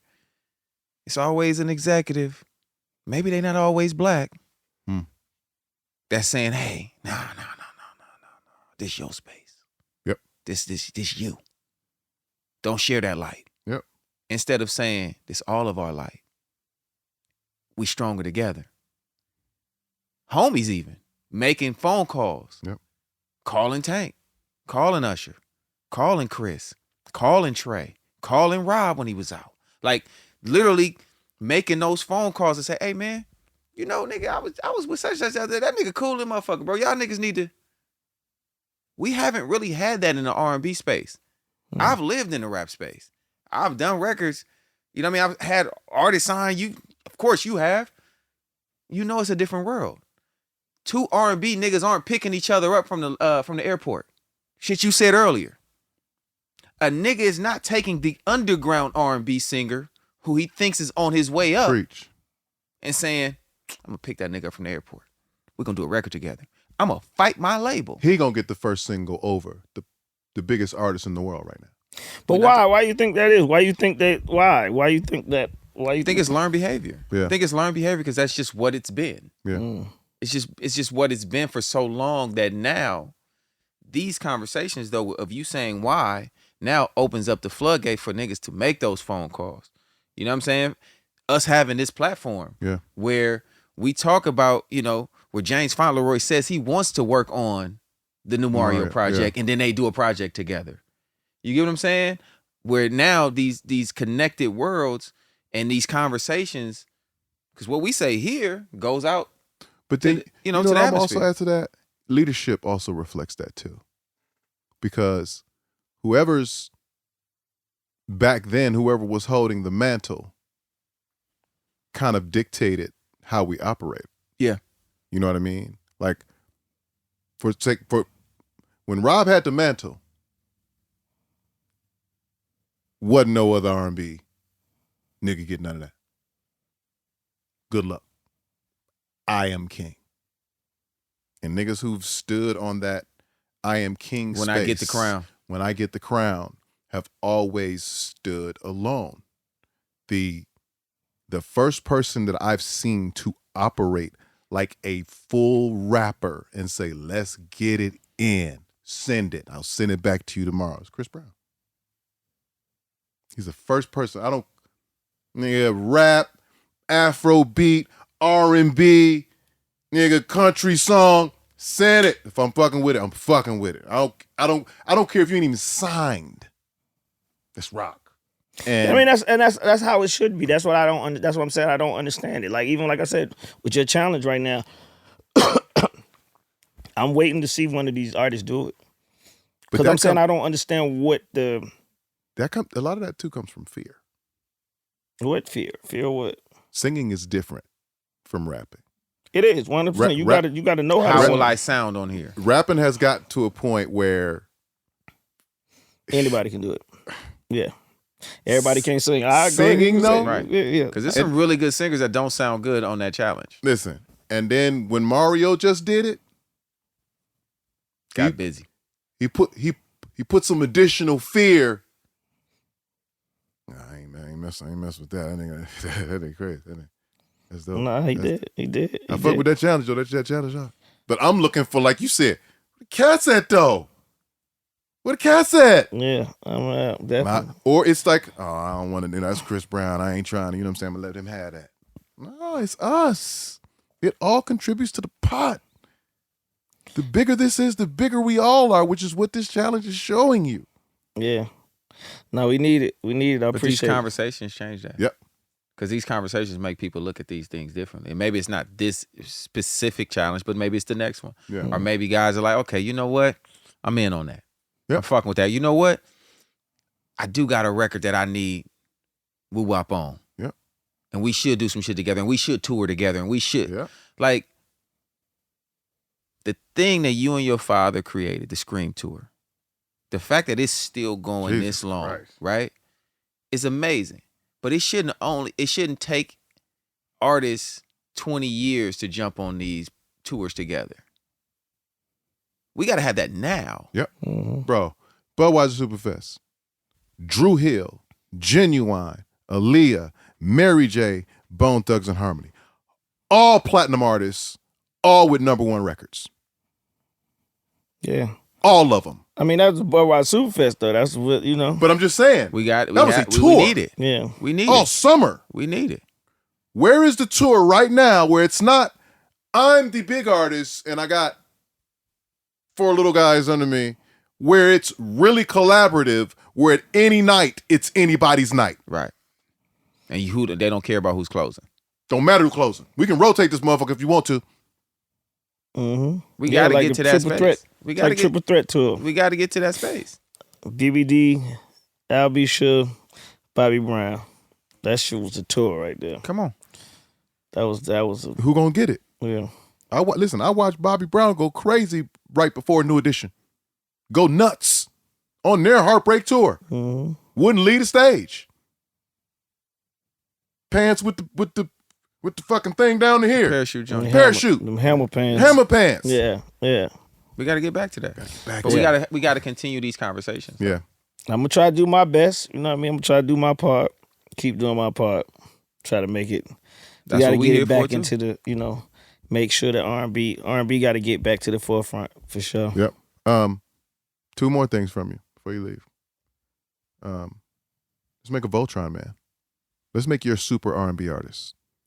Man, making your super R&B artist, where you gonna get the vocal from, performance style, styling, the drippity artist, and who gonna produce and write for this motherfucker? Your super R&B artist, 1 vocal that you would take to make your super artist. The voice would be R. Kelly. Performance style. Yeah, the performance style would be let me see. Shit. Performance style, I'm gonna go with Michael. Yeah. Rob Michael. Yeah, You bet 1,000. A lot of people don't go with that because they ain't really actually see him. No, what do you mean? A lot of people do go with that. Yeah, but I'm saying majority of people they never really seen Michael actually. Like Video of Michael is still better It's in live. Oh yeah, it's way 99%. better. Yeah. But I'm saying to be there, Oh yeah, Yeah, it's different. see Trip it. is different. it's a whole different ball game. The styling of the artist. Since you like to put groups in dicky suits. And shit. Whose style you taking for that?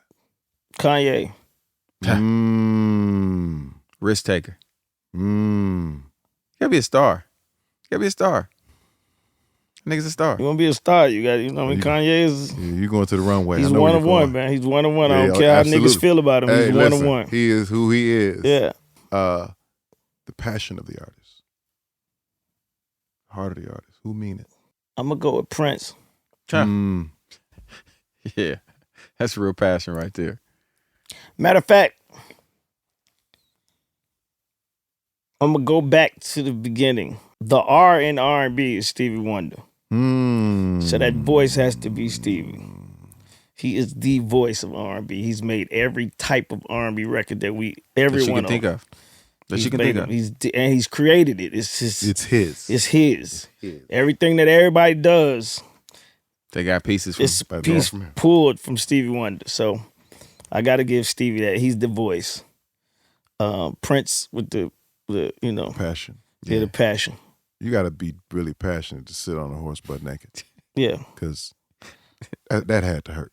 Man, this nigga. Well, you gotta be passionate Purple Rain was a passionate movie, man. Like I know, just the absolutely. idea, what he was doing. Yep. The love for performing, the love for putting it all into the music and doing the way he did it. I ain't seen nobody black do that. Yeah. And who's writing and producing for this artist? Quincy and Rod Templeton. Yeah.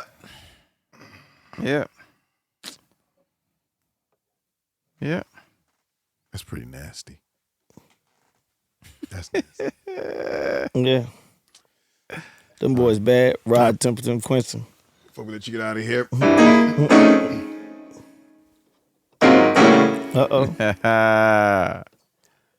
I ain't saying no names. Come on. I ain't saying no names. Yeah. I ain't saying no names. I ain't saying no names. Who you was? Who you was with? What you did? Don't say she.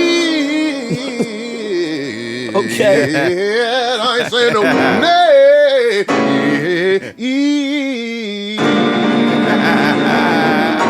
Oh, yeah, you can tell he been Yeah. practicing on Broadway. I see where you went with It's part of it. my track that I've been working on. It's part of my track. You know we got Don Chi Chi over here. Right. You know what I mean? We got him here, man. Hey, Don hey. Chi Chi is here. Hey, Don Chi. Yeah, for sure. All right, so we come to the very, very important part of the show. All right. When you tell us a story, funny or fucked up, or funny and fucked up, the only rule to the game is you can't say no name. Yeah, so this story, you know, if the cameras was around, life would be so much different if y'all would have saw this. This is, you know, it's a group of individuals that came to the studio to play basketball. It's a group of individuals that I'm in the studio working with.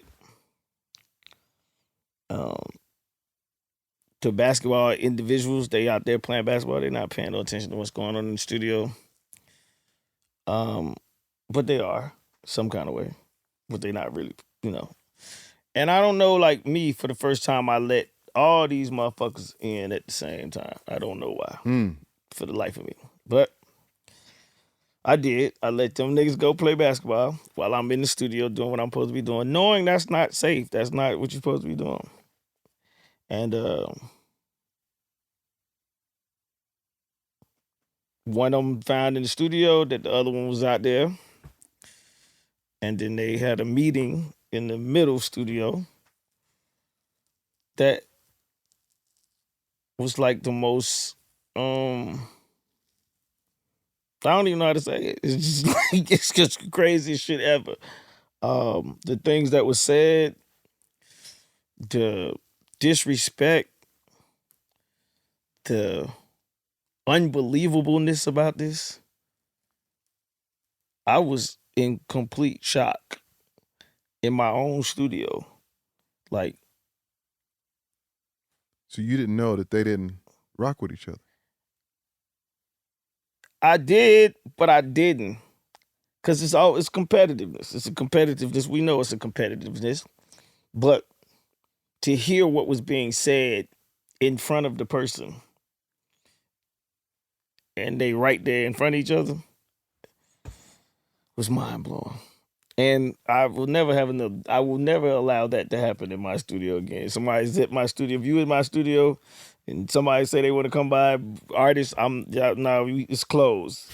I tried to let everybody in, and this could have been really bad. This could have really got bad. And I'm just gonna leave it at that. Let people try to figure this out. But this shit was wow. But nothing happened, though. Nothing happened. Just disrespect. But the level of disrespect was on 100. Like, unbelievable, by the way. There's no way possible that you could say the things that was being said. And not get shot at. Right, because it's no way that it's true. One artist is higher than the other artist. Just so y'all can notice. It's one artist that's a, you know what I mean? So it's no way possible that you can say, oh, I ain't never fuck with you. How? How is this possible? There you go. There you go. I gotta know what the fuck is going on. I gotta know what the fuck is going on, man. Yeah, no. It was rough. For you to make up new rules, it had to be. No, it had to, you know, because I mean, like I said, I never really, I never thought that this could get to this space. Gotcha. Right? You know what I mean? I just thought that, you know, of course, everybody's competitive. Everybody's making music. Everybody trying to be the stars. Nobody's more competitive than Bow Wow, right? Bow Wow wants, he beef with me because he's so competitive. Mm-hmm. Like, he don't, it's like, right? So you have people, I'm used to that level. That's what it is. Everybody around me they all competing for time, my time, record, da-da-da-da. So I'm used to it. But this was some other shit. I didn't expect it, and I walked into it, and I was just like, wow. Okay. Well, how we keep this from being somebody's head getting splattered or something in my studio. Because I ain't trying to do that. It was like that. It was definitely crazy like that. I don't know if that's the story y'all want. That works. I can't say no name. I can't say no names. Because you know. Well, hey man, manage your studio spaces properly. Okay, don't invite rival gangs, rival artists, rival groups. Control your space, man. Yeah. Make sure you let everybody per JD. Everybody do what they got to do. You might not have the insurances to cover the type of shit that can go down. Oh God, disgusting. Amen. Brother JD, we are appreciative of your time. Yeah. As we are fans first. We are those who you've inspired. You have been our study guide and material. You've been the voice and the soundtrack to our lives. You continue to be. Cut that shit out. And you are one of the greatest of all times. Thank you. Appreciate it. Absolutely. My brother. And you know, my brother. My guys, what is this 150, right? This what you told me? It's 150. It's 150. It's 150. Congratulations. We needed you. Congratulations. We needed you. Congratulations. For 150. Congratulations. You understand what I'm saying? I'll be back. I'll be back because this year I plan to put out more records this year than I put out in probably the last 20 years. Really? Shit. Just this year, you gonna put out more records? Yeah.